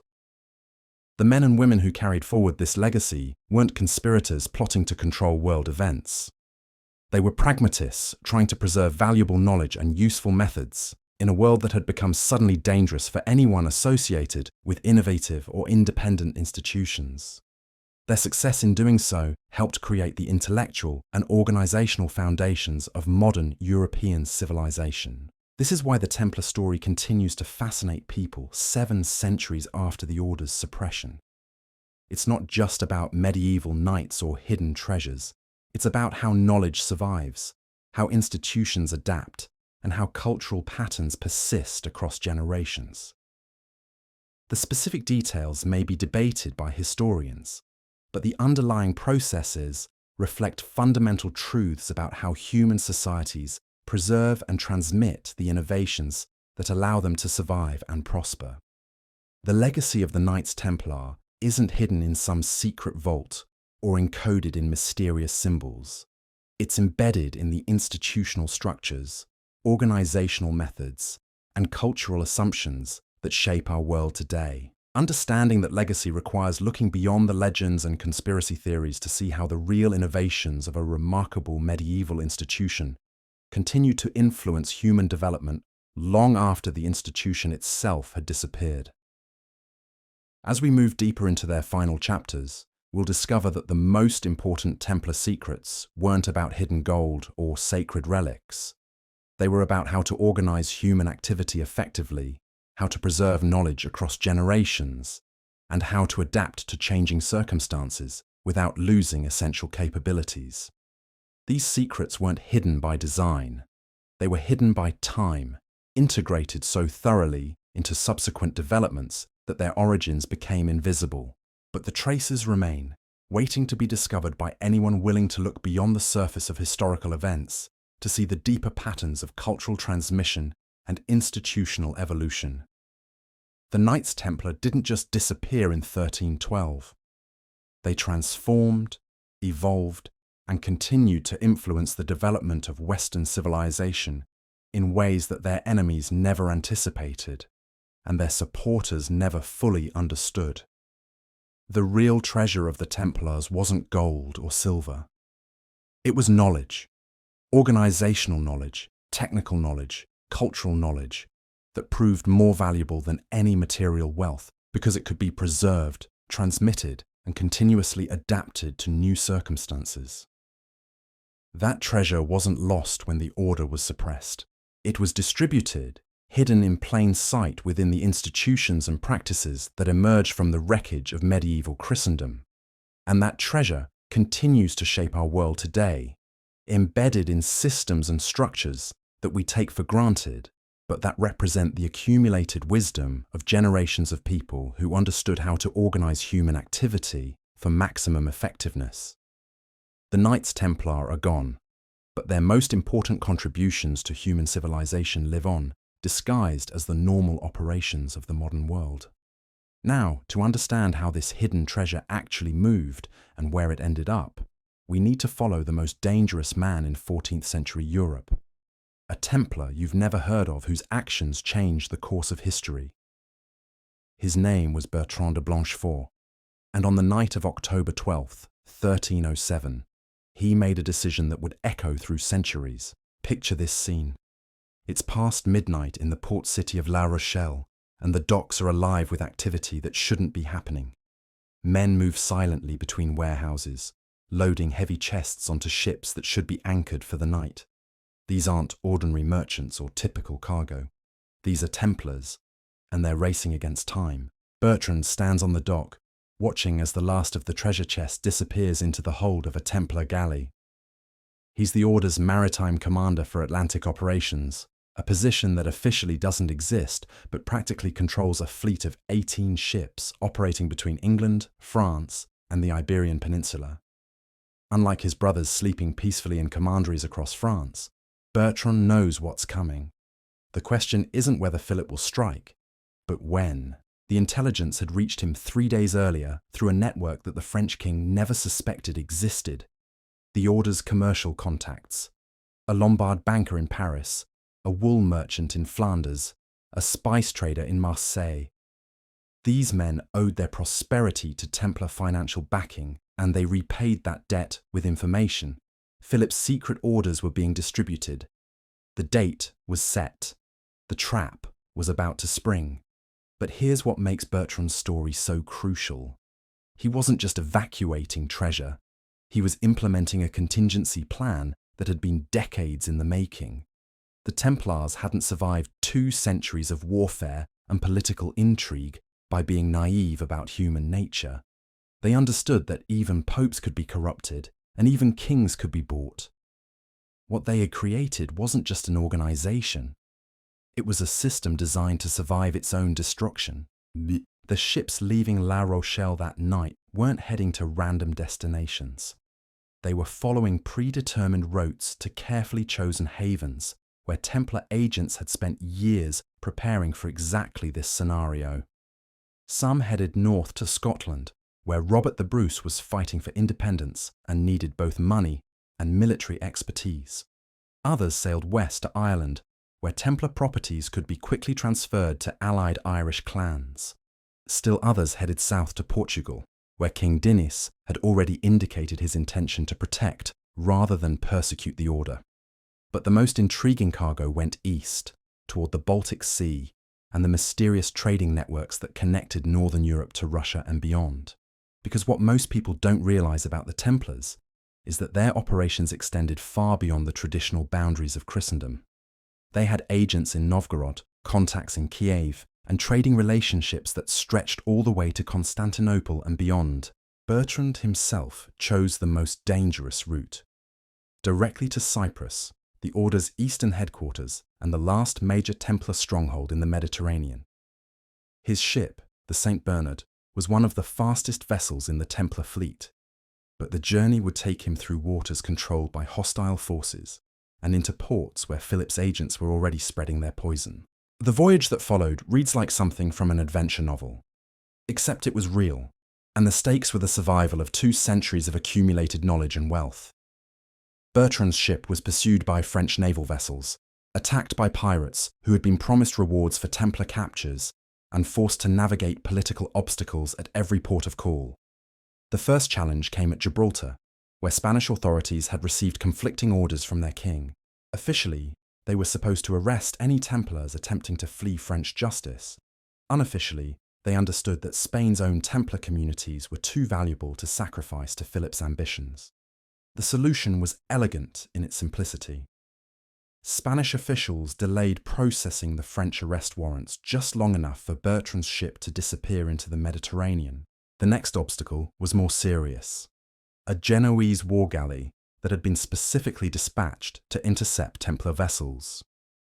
The Genoese weren't acting out of religious conviction or loyalty to France. They were motivated by something much simpler: greed. Philip had promised substantial rewards for any Templar treasure that could be seized, and Genoese merchants were never ones to pass up profitable opportunities. The naval battle that followed was brief but decisive. Templar ships weren't designed primarily for warfare, but they were crewed by men who had learned seamanship in some of the most dangerous waters in the world. More importantly, they were fighting for something more valuable than money: the preservation of everything their order represented. Bertrand's tactical decision during this engagement reveals the kind of thinking that had made the Templars so formidable. Instead of trying to outfight a superior force, he outthought them. The St. Bernard carried 2 types of cargo: genuine Templar treasure and carefully prepared decoys. When the Genoese galley closed for boarding, Bertrand ordered the decoy chests thrown overboard in full view of the enemy crew. The Genoese captain faced an immediate choice: continue pursuing a ship that might contain more treasure, or stop to recover the chests that were definitely sinking toward the Mediterranean floor. Greed won, as Bertrand had calculated it would. While the Genoese sailors dove for treasure chests filled with lead weights and worthless trinkets, the St. Bernard disappeared over the horizon carrying the real prize. But the most remarkable part of Bertrand's journey wasn't the naval combat or the clever deceptions. It was what happened when he finally reached Cyprus and delivered his cargo to Jacques de Molay himself. Because the Grand Master's reaction to the treasure delivery reveals something crucial about what the Templars were really trying to preserve. Picture this scene. It's November 1307, and Bertrand stands in the great hall of the Templar fortress at Limassol, exhausted from weeks of dangerous travel. Before him are chests containing gold, silver, precious stones, and documents that represent 2 centuries of accumulated wealth and knowledge. Any normal military commander would have been delighted to receive such resources, especially with the order under attack throughout Europe. But Jacques de Molay barely glanced at the treasure. Instead, he focused entirely on a single leather satchel that contained something far more valuable than gold: the master copies of the Templar rule, their initiation rituals, their financial records, and most importantly, their lists of contacts and allies throughout Europe and the Middle East. This is the moment when we begin to understand what the Templar treasure really was. The gold and silver were useful, but they were replaceable. The knowledge contained in those documents was irreplaceable. It represented relationships that had taken decades to build, secrets that had been centuries in the gathering, and organizational methods that had been tested and refined through constant use. Jacques de Molay understood something that Philip the Fair never grasped. The real power of the Templars didn't come from their wealth. It came from their knowledge of how to operate effectively in a complex, dangerous, and constantly changing world. That knowledge couldn't be seized by royal soldiers or confiscated by papal decree. It could only be preserved and transmitted by people who understood its value. The Grand Master's next decision was one of the most important in medieval history, though its significance wouldn't become apparent for centuries. Instead of trying to use the treasure to finance military resistance or political bribery, he ordered it to be dispersed according to a predetermined plan that would ensure the survival of Templar knowledge even if the organization itself was destroyed. The plan was brilliant in its simplicity and devastating in its long-term consequences. Different portions of the treasure would be entrusted to different networks of allies, each operating independently and each capable of preserving and transmitting specific aspects of Templar expertise. No single group would have access to everything, which meant that no single betrayal or disaster could destroy the entire legacy. The largest portion went to the Portuguese contacts, where it would help finance the transformation of the Templars into the Order of Christ and ultimately contribute to the Age of Exploration. Another portion went to Scottish allies, where it would help finance Robert the Bruce's War of Independence and possibly influence the development of Masonic traditions. A third portion went to Italian banking houses, where it would help finance the Renaissance and the development of modern commercial practices. But perhaps the most intriguing portion went to a destination that has never been definitively identified. Somewhere in Eastern Europe, possibly Poland or Hungary, where Templar agents had established connections with emerging kingdoms that were beginning to challenge both Islamic expansion and Western European domination. The man chosen to carry this Eastern treasure was a Polish Templar named Władysław the Silent, whose very existence challenges conventional understanding of how far Templar influence had spread. Władysław had spent decades operating in the borderlands between Christianity and Islam, between Western and Eastern Europe, between established kingdoms and emerging principalities. He spoke 6 languages, maintained contacts in a dozen courts, and understood the political dynamics of regions that most Western Europeans couldn't even locate on a map. Władysław's mission was perhaps the most ambitious of all the treasure dispersals. He was supposed to use Templar resources to influence the development of Eastern European kingdoms in ways that would create long-term allies for Western Christendom, while preserving Templar organizational methods for future use. The journey that followed took Władysław through some of the most contested territory in medieval Europe. He traveled through the Balkans, where Serbian and Bulgarian kingdoms were struggling to maintain independence against both Byzantine and Ottoman pressure. He passed through Hungary, where the royal court was trying to balance competing pressures from the Holy Roman Empire, France, and the emerging Ottoman threat. He ultimately reached Poland, where a dynamic new kingdom was beginning to emerge as a major power in Central Europe. What Władysław accomplished in Poland illustrates how Templar influence could operate through completely legitimate channels while remaining essentially hidden. Using his treasure as capital, he established what appeared to be a normal commercial enterprise, a trading company that facilitated commerce between Western Europe, Eastern Europe, and the emerging Russian principalities. But this trading company operated according to organizational principles that had been developed by the Templars over centuries of managing complex international operations. It maintained detailed intelligence about political developments throughout its operational area. It provided financial services that allowed merchants and nobles to conduct business across vast distances. It offered protection services for travelers and valuable cargo, and it gradually became indispensable to the Polish royal court, which came to depend on its services for everything from diplomatic communication to military intelligence. Within a generation, former Templars and their Polish protégés were playing crucial roles in Polish politics, military organization, and economic development. They weren't operating as a secret society or a hidden conspiracy.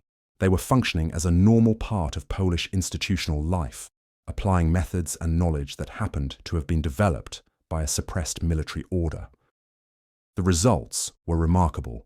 Poland became one of the most effectively organized kingdoms in Eastern Europe, with military forces that could compete with Western European armies, financial systems that could support large-scale political and military operations, and diplomatic services that could maintain relationships throughout the known world.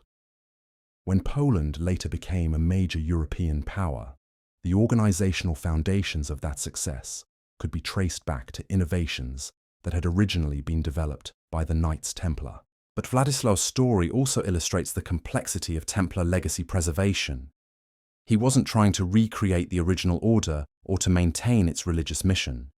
He was adapting Templar methods to serve Polish interests and Polish goals. The knowledge was preserved, but it was also transformed, integrated into a different cultural and political context where it could continue to evolve and develop.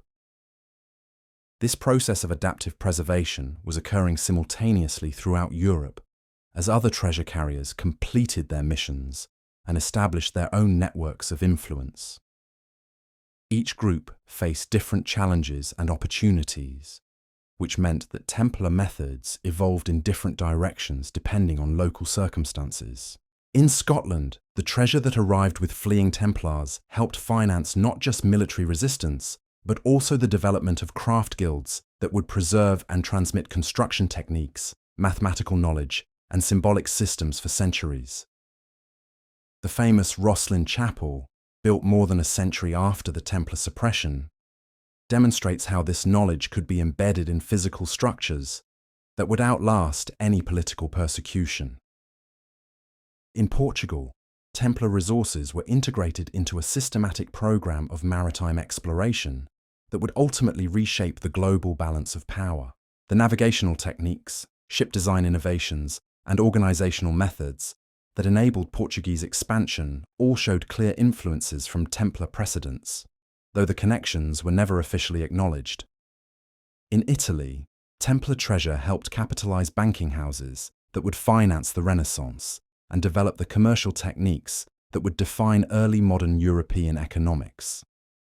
The Medici Bank, the Fugger financial empire, and other major commercial enterprises all showed organizational characteristics that could be traced back to Templar innovations, though again, the connections were carefully concealed. But perhaps the most successful adaptation occurred in the most unexpected place. Within the Islamic world itself, where former Templars found employment with rulers who valued their military and administrative expertise more than their religious background. Consider the remarkable career of a man known in Arabic sources as Abu Yusuf al-Faranj, the Frank. European sources suggest he was originally Pierre de Montfort, a Templar knight who had been serving in Cyprus when the order was suppressed. Rather than fleeing to Christian lands, Pierre chose to offer his services to the Mamluk Sultan of Egypt, who was engaged in consolidating control over territories recently conquered from the Crusaders. The Sultan's decision to employ a former Crusader might seem surprising, but it reflects a practical understanding that valuable expertise transcends religious boundaries. Pierre brought knowledge of European military techniques, understanding of Crusader castle design and siege warfare, and most importantly, intimate familiarity with the organizational methods that had made the military orders so effective. Under the name Abu Yusuf, Pierre helped reorganize Mamluk military administration, introduced new training methods for cavalry forces, and assisted in the design of fortifications that incorporated both Islamic and European innovations. His influence can be traced in Mamluk military manuals, architectural projects, and administrative reforms that strengthened the Sultanate's ability to resist both Mongol invasions and future Crusader attempts. But Abu Yusuf's most significant contribution was less visible and more long-lasting. He helped establish training programs that preserved and transmitted military knowledge across generations. The methods he developed for educating Mamluk officers incorporated organizational principles that had been developed by European military orders, adapted to Islamic cultural and religious contexts. These training programs produced officers who understood not just tactics and strategy, but also logistics, administration, and the complex coordination required for large-scale military operations. When the Ottoman Empire later conquered Mamluk territories, many of these officers entered Ottoman service, carrying with them knowledge and methods that would influence Ottoman military organization for centuries. The irony is profound. Techniques developed by Christian warrior monks to fight Islamic armies were eventually integrated into Islamic military doctrine and used to expand Islamic power throughout Europe, Africa, and Asia. Knowledge truly has no nationality or religion.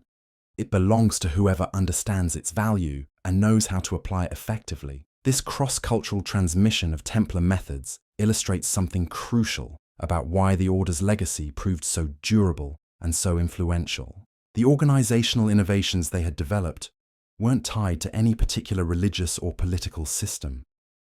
They were universal principles of effective administration, applicable wherever human beings needed to coordinate complex activities across time and distance. When the Templars were suppressed as a Christian military order, their methods survived and spread precisely because those methods had value that transcended the specific context in which they had been developed.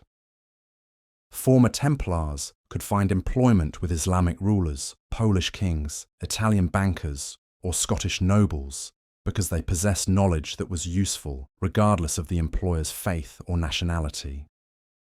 This universality of Templar organizational methods helps explain why conspiracy theorists have always been fascinated by the Order's supposed continued existence. The reality is both simpler and more complex than any conspiracy theory suggests.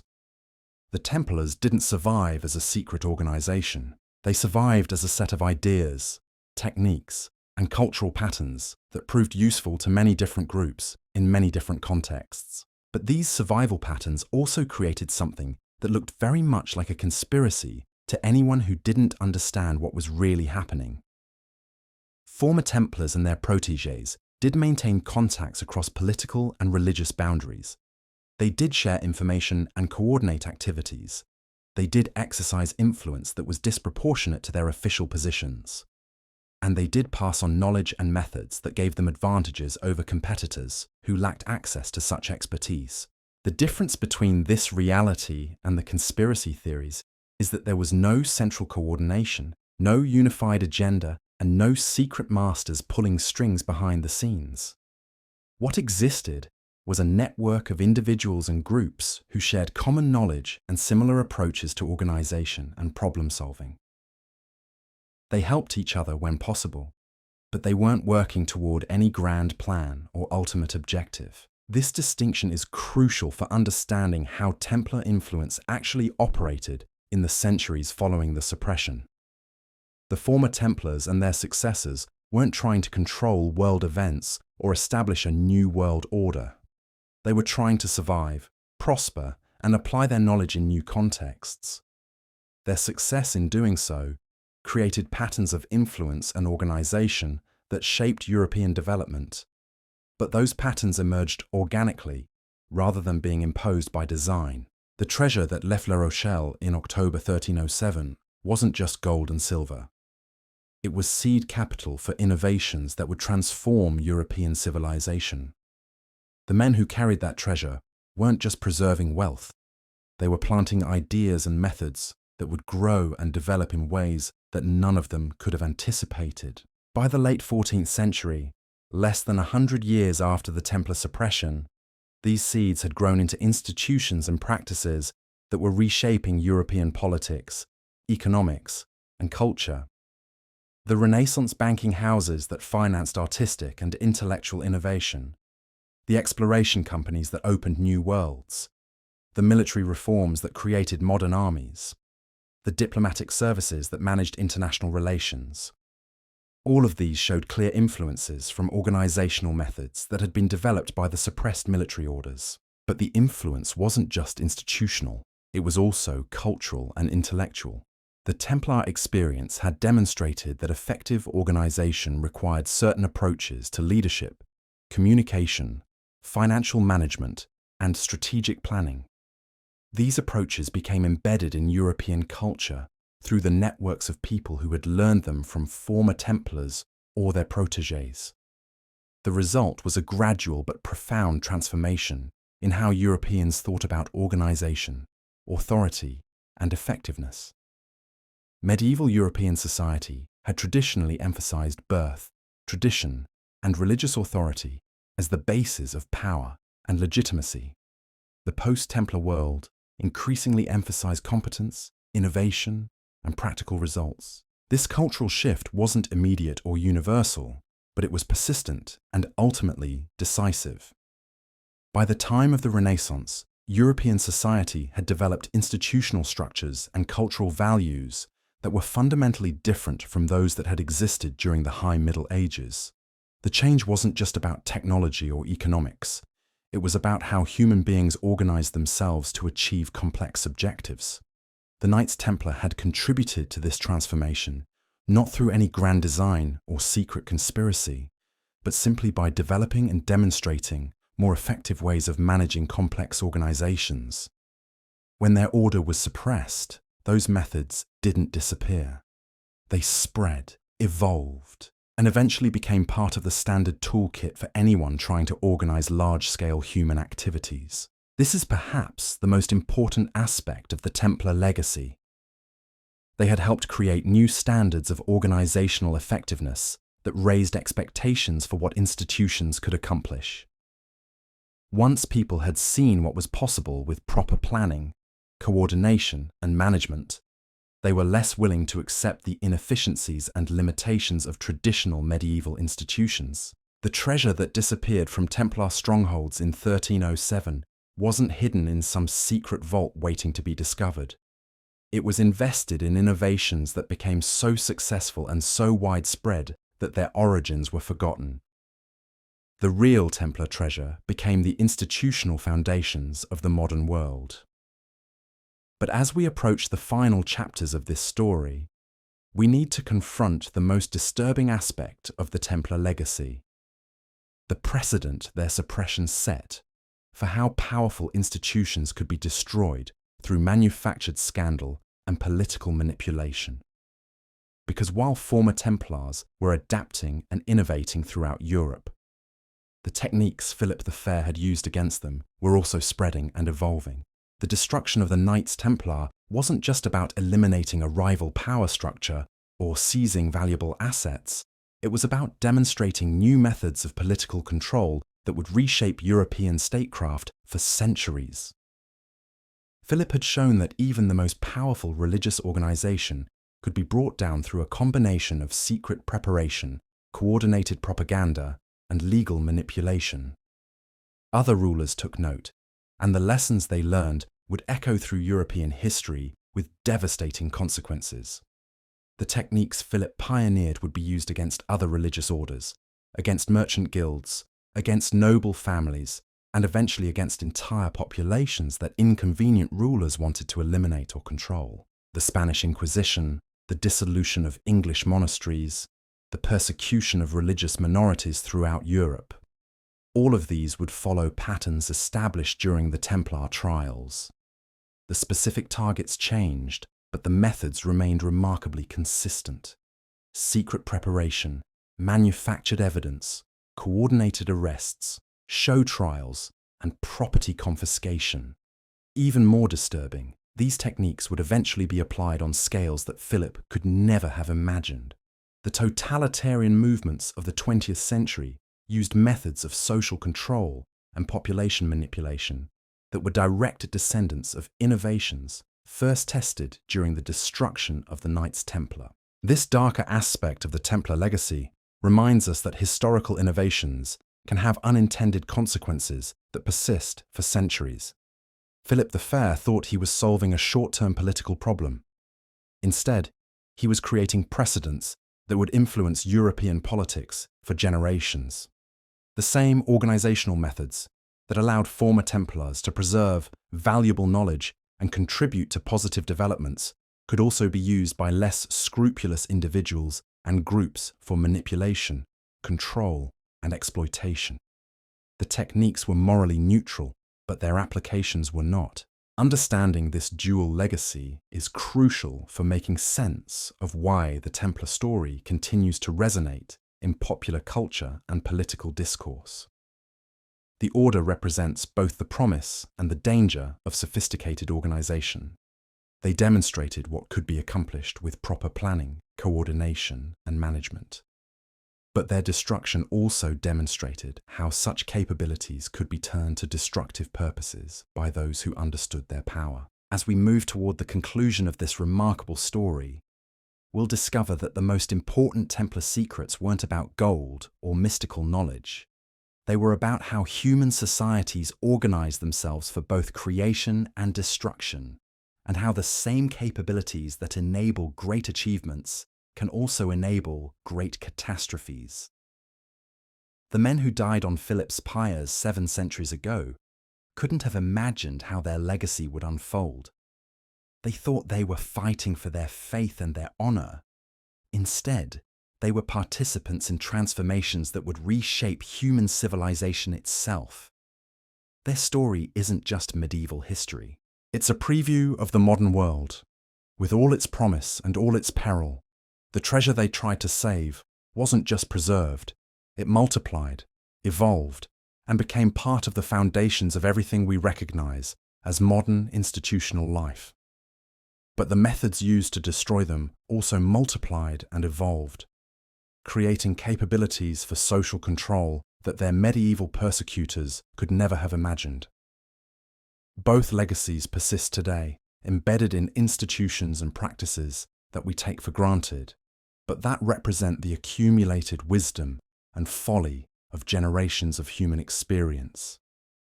The Knights Templar are gone, but the forces they represented and the forces that destroyed them continue to shape our world in ways that we're only beginning to understand. The real question isn't what happened to the Templar treasure, it's what happened to the people who knew where it went.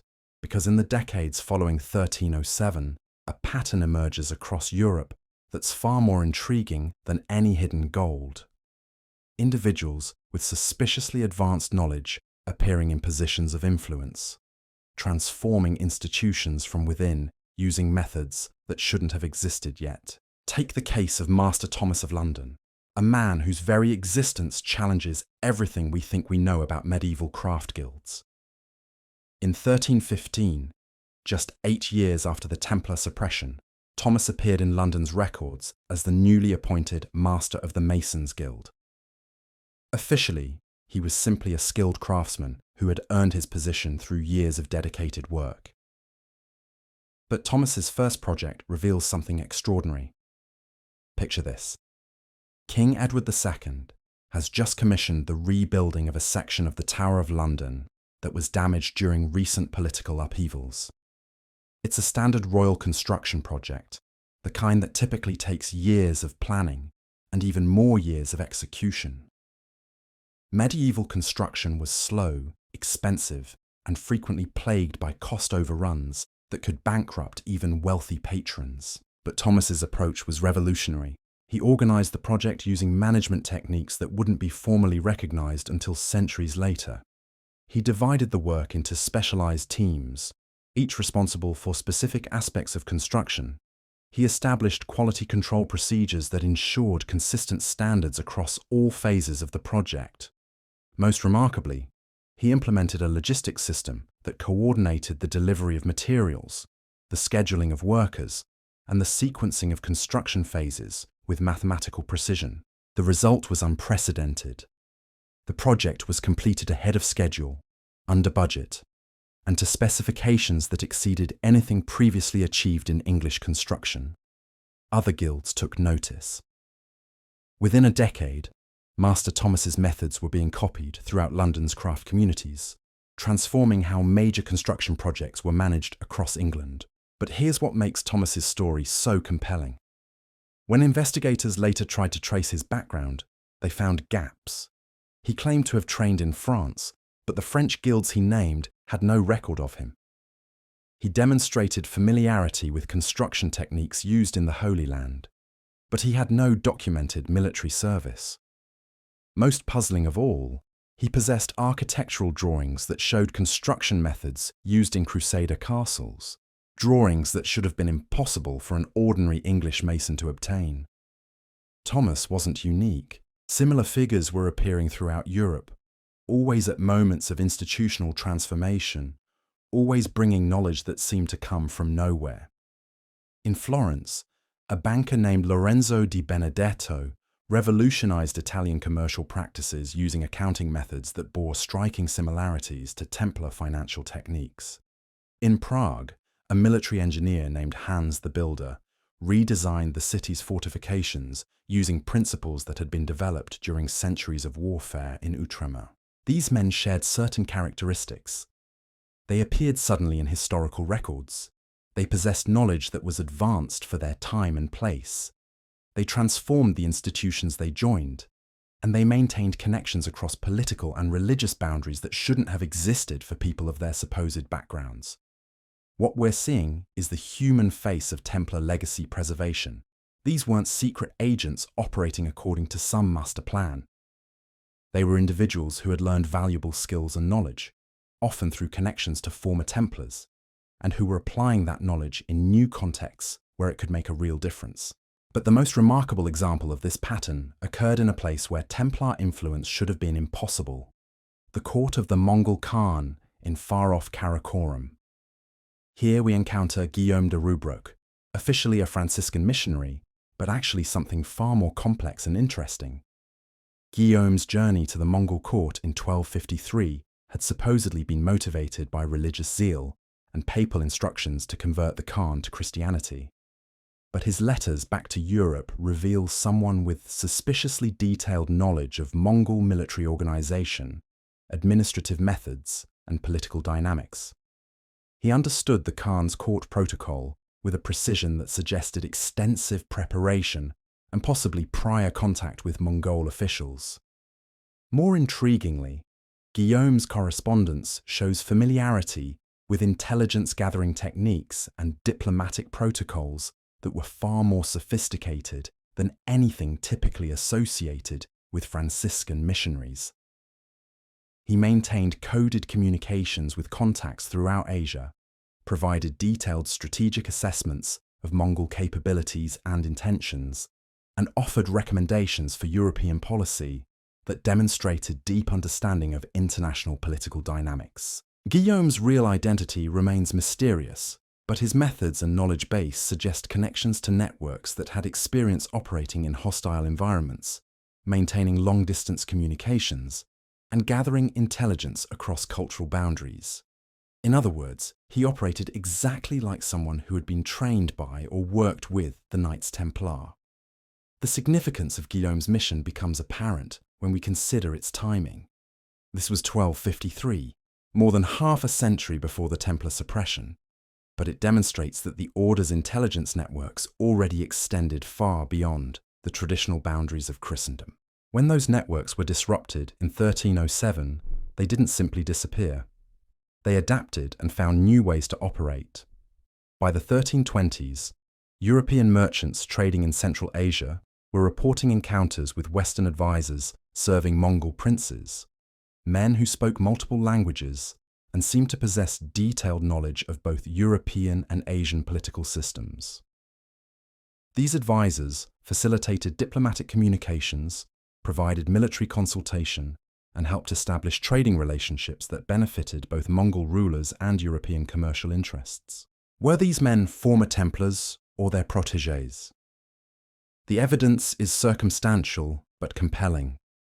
They possessed exactly the kinds of skills and knowledge that the Templars had developed during their centuries of operation in culturally diverse environments. They operated according to methods that emphasized practical effectiveness over ideological purity. And they maintained networks of contacts that spanned continents and crossed religious boundaries. What makes this even more fascinating is that these networks were operating during the same period when official European Asian diplomacy was virtually non-existent. The Mongol Empire was fragmenting, the Crusader states were collapsing, and traditional diplomatic channels were breaking down.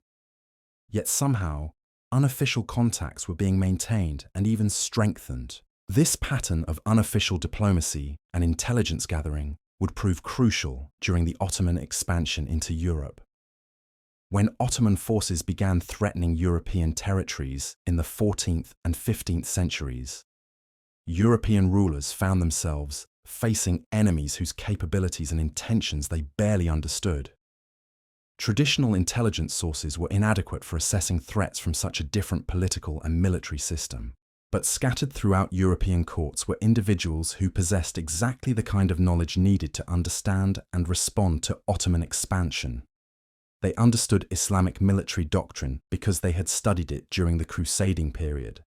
They knew Ottoman administrative methods because they had observed similar systems in other Islamic territories. Most importantly, they had maintained contacts within the Ottoman Empire itself through networks that had survived the collapse of the Crusader states. Consider the remarkable career of Ioannis Kantakouzenos, a Byzantine nobleman who served as advisor to multiple European courts during the early phases of Ottoman expansion. Ioannis possessed an encyclopedic knowledge of Ottoman political dynamics, military capabilities, and strategic intentions that proved invaluable to European rulers trying to coordinate resistance to Ottoman advances. But Ioannis's knowledge wasn't just theoretical. He maintained active correspondence with officials throughout the Ottoman Empire, including some who had originally served Crusader states before transferring their loyalty to Ottoman masters.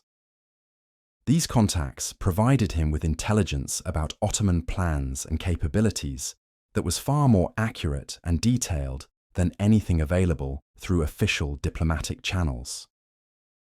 Ioannis's network illustrates how knowledge and relationships developed during the Crusading period continued to influence European Islamic relations long after the Crusader states had disappeared. The people who had learned to operate effectively across cultural boundaries didn't simply retire when their original institutions were destroyed. They found new ways to apply their expertise and maintain their contacts. This continuity of unofficial relationships helps explain some of the surprising diplomatic and military developments of the 14th and 15th centuries.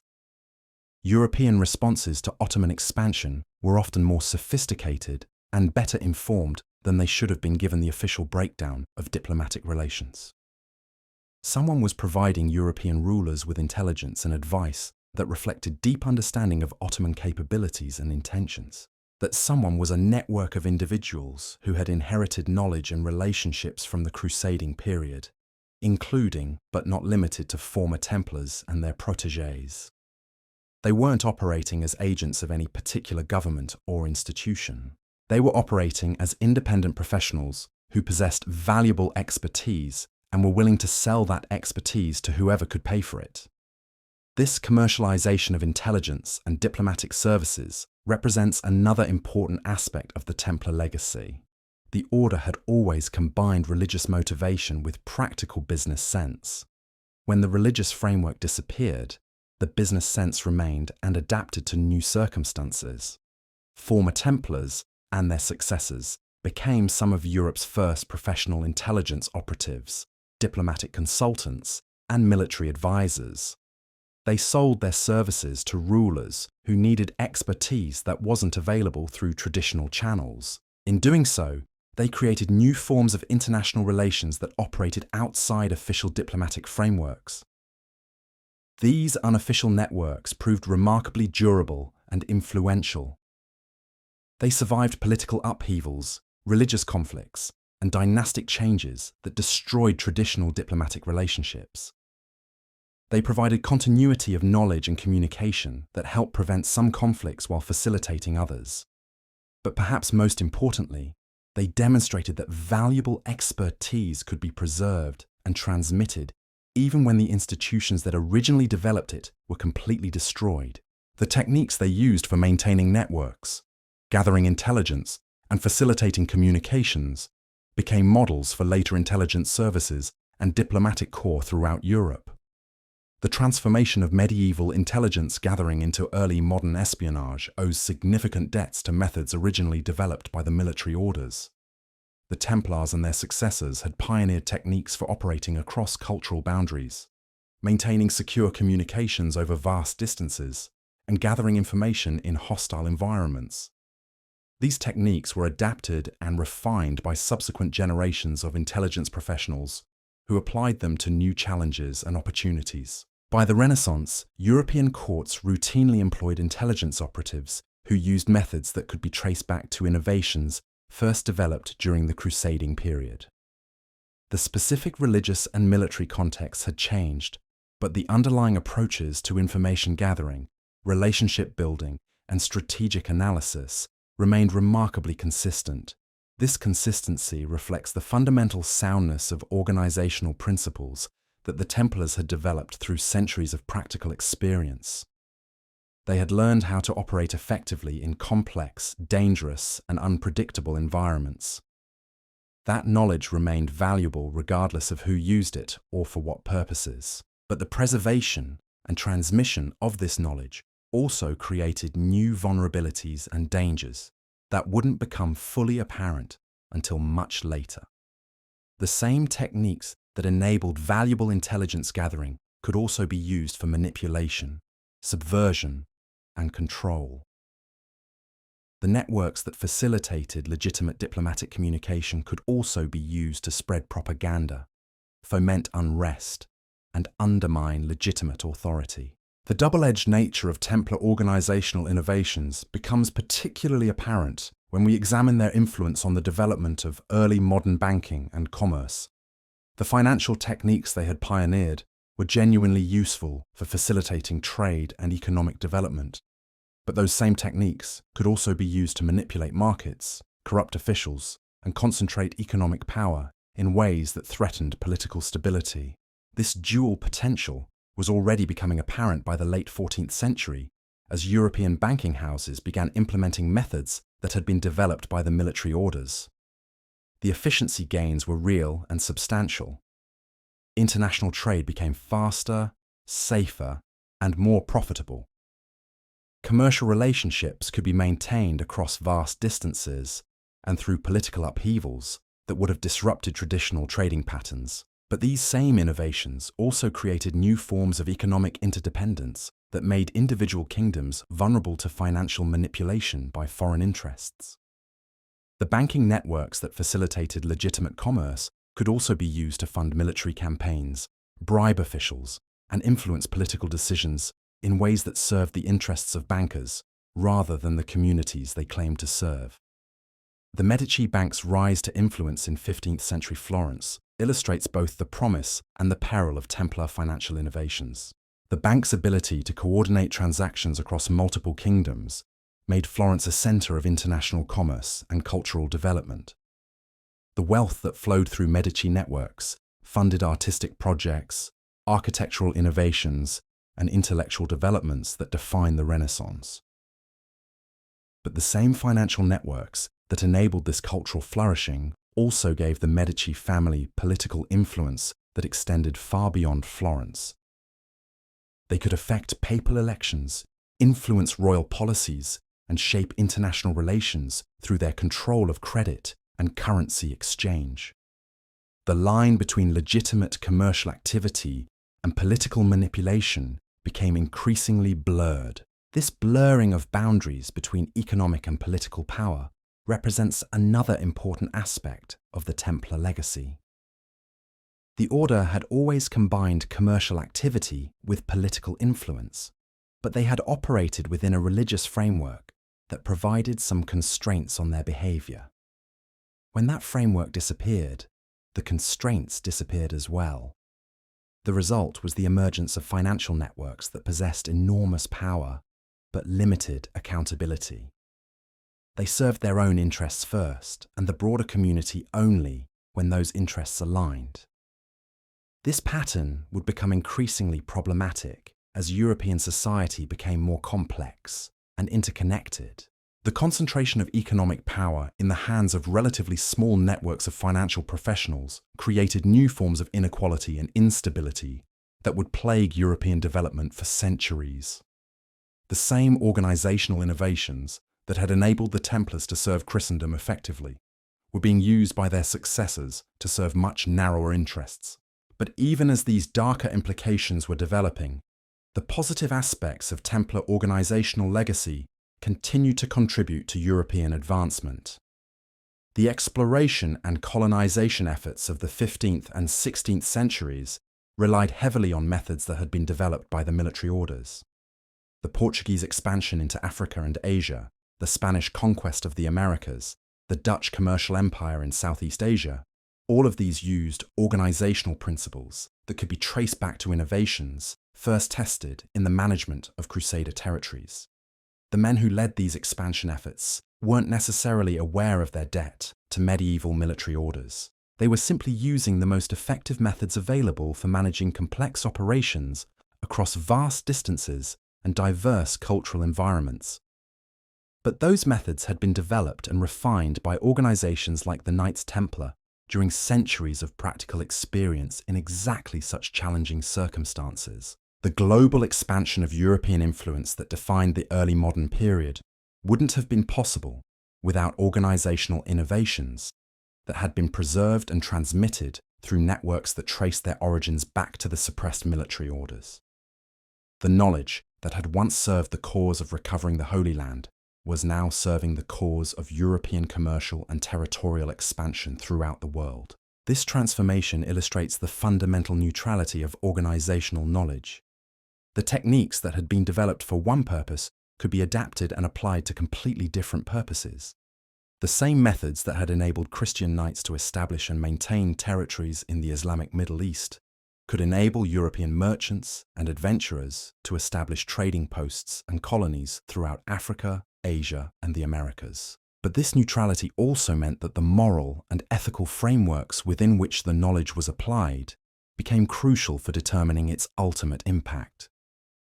The Templars had operated within a religious context that, whatever its limitations, provided some guidance about appropriate and inappropriate uses of their capabilities.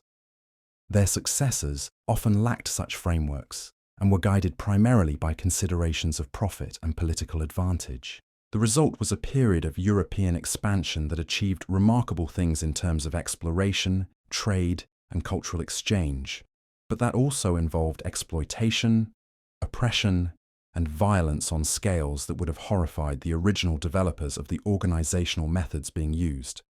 The same capabilities that enabled beneficial outcomes also enabled devastating ones. This moral ambiguity surrounding Templar organizational legacy reflects broader questions about the relationship between knowledge, power, and responsibility that remain relevant today. The innovations that make human societies more capable also make them potentially more dangerous.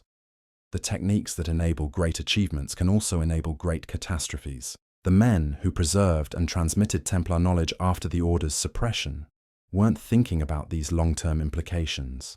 They were focused on immediate survival and practical application of useful skills. But their success in preserving and adapting that knowledge contributed to transformations that would reshape human civilization in ways that no one could have anticipated. The treasure that disappeared from Templar strongholds in 1307 wasn't just gold and silver. It was human knowledge about how to organize complex activities effectively. That knowledge proved more valuable than any material treasure because it could be applied, adapted, and continuously developed to meet new challenges and opportunities. But as we've seen, the preservation of that knowledge also preserved capabilities that could be used for purposes that the original developers would have found abhorrent.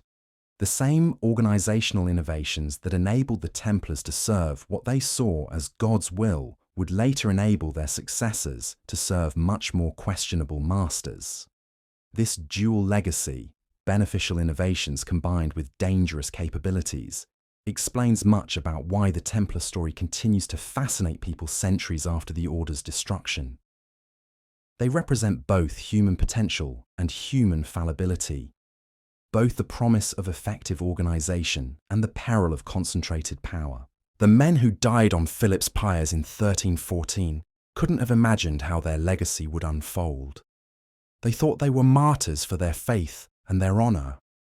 Instead, they became symbols of transformations that would define the transition from medieval to modern civilization. Their story isn't just about medieval knights or missing treasure. It's about how human societies develop, preserve, and transmit the capabilities that enable them to achieve great things and commit great crimes. It's about the relationship between knowledge and power, between innovation and responsibility, between individual genius and collective wisdom. The Knights Templar were destroyed as an organization, but the knowledge they had developed and the methods they had pioneered continued to influence human development long after their disappearance. That influence wasn't always positive, but it was always significant. Understanding it requires looking beyond the legends and conspiracy theories to see the real processes of cultural transmission and institutional evolution that shaped our world. The treasure they tried to save wasn't hidden in some secret location waiting to be discovered. It was embedded in the practices, institutions, and cultural patterns that define modern civilization. It's hidden in plain sight, disguised as the normal operations of the contemporary world. But recognizing that legacy also means recognizing our responsibility for how we use the capabilities that previous generations preserved and transmitted to us. The organizational innovations that enable our achievements also enable our failures. The knowledge that allows us to build also allows us to destroy. The Knights Templar are gone, but the questions their story raises about power, knowledge, and responsibility remain as relevant today as they were 7 centuries ago. Their legacy isn't just historical curiosity. It's a continuing challenge to understand and manage the capabilities that make us both more creative and more dangerous than any previous generation in human history. As we approach the final revelation of what really happened to the Templar treasure and why their influence proved so enduring, we need to understand that we're not just uncovering medieval secrets. We're examining the foundations of our own world and the choices that will determine what we build or destroy with the knowledge we've inherited. The men who carried that treasure from La Rochelle in 1307 were planting seeds that would grow into the institutions and practices that define our daily lives. Whether those seeds produce beneficial or harmful fruit depends on decisions that we make today, using capabilities that they preserved for us at great personal cost. Their story isn't over. It continues through us, through the choices we make about how to use the knowledge and power that previous generations passed down to us. The Knights Templar are gone, but the responsibility for their legacy now rests with us. But here's where the story takes its most unexpected turn, because as former Templars were establishing themselves across Europe and beyond, one man was quietly orchestrating something that would eclipse all their individual efforts combined. His name was Arnaud de Torroja, and he was about to prove that the most dangerous Templar wasn't the one with the sword, but the one with the ledger book. Picture Arnaud in his modest chambers in Avignon, winter of 1309. He's officially listed as a minor clerk in the papal courier, one of dozens of anonymous administrators who keep the church's bureaucracy functioning. But Arnaud is no ordinary clerk. He's the former treasurer of the Templar commandery at Montpellier, and he's just spent 2 years doing something extraordinary. He's been systematically infiltrating the very institution that destroyed his order. While Jacques de Molay was suffering in his Paris dungeon, and Philip's agents were torturing confessions from captured Templars, Arnaud was playing a completely different game. He understood something that his more famous brothers missed. The real battle wasn't being fought in torture chambers or on burning pyres. It was being fought in account books, legal documents, and administrative procedures that determined how power actually operated in medieval Europe. Arnaud's strategy was brilliant in its subtlety. Instead of resisting the papal investigation of the Templars, he became indispensable to it. His intimate knowledge of Templar financial records made him invaluable to church officials, trying to untangle the order's complex web of assets and obligations. His understanding of canon law helped papal lawyers navigate the unprecedented legal challenges posed by the suppression. His administrative skills kept the investigation running smoothly, despite its enormous scope and complexity. But here's what makes Arnaud's story so remarkable. While he was helping the church destroy his former order, he was simultaneously preserving everything that mattered about it.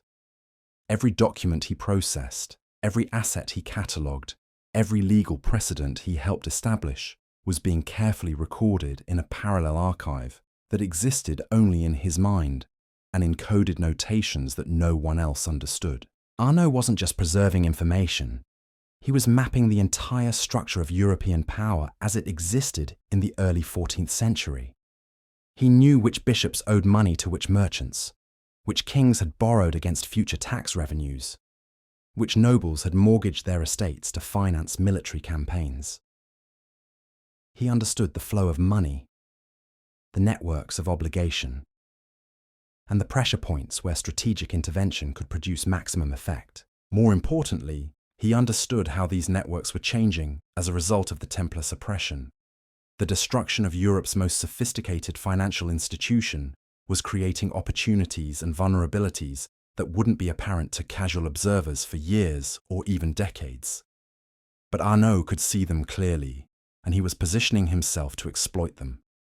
The genius of Arnaud's approach becomes apparent when we examine what happened to papal finances in the years following the Templar suppression. The Church had expected to become richer by seizing Templar assets, but the opposite occurred. Without Templar financial expertise, the Church struggled to manage its expanded holdings effectively. Complex international transactions that the Templars had handled routinely became sources of confusion and loss. Into this chaos stepped helpful administrators like Arnaud, offering solutions to problems that they understood better than anyone else, because they had helped create those problems in the first place. Within 5 years of the Templar suppression, former Templars and their allies occupied key positions throughout the papal financial administration. They weren't operating as a secret conspiracy.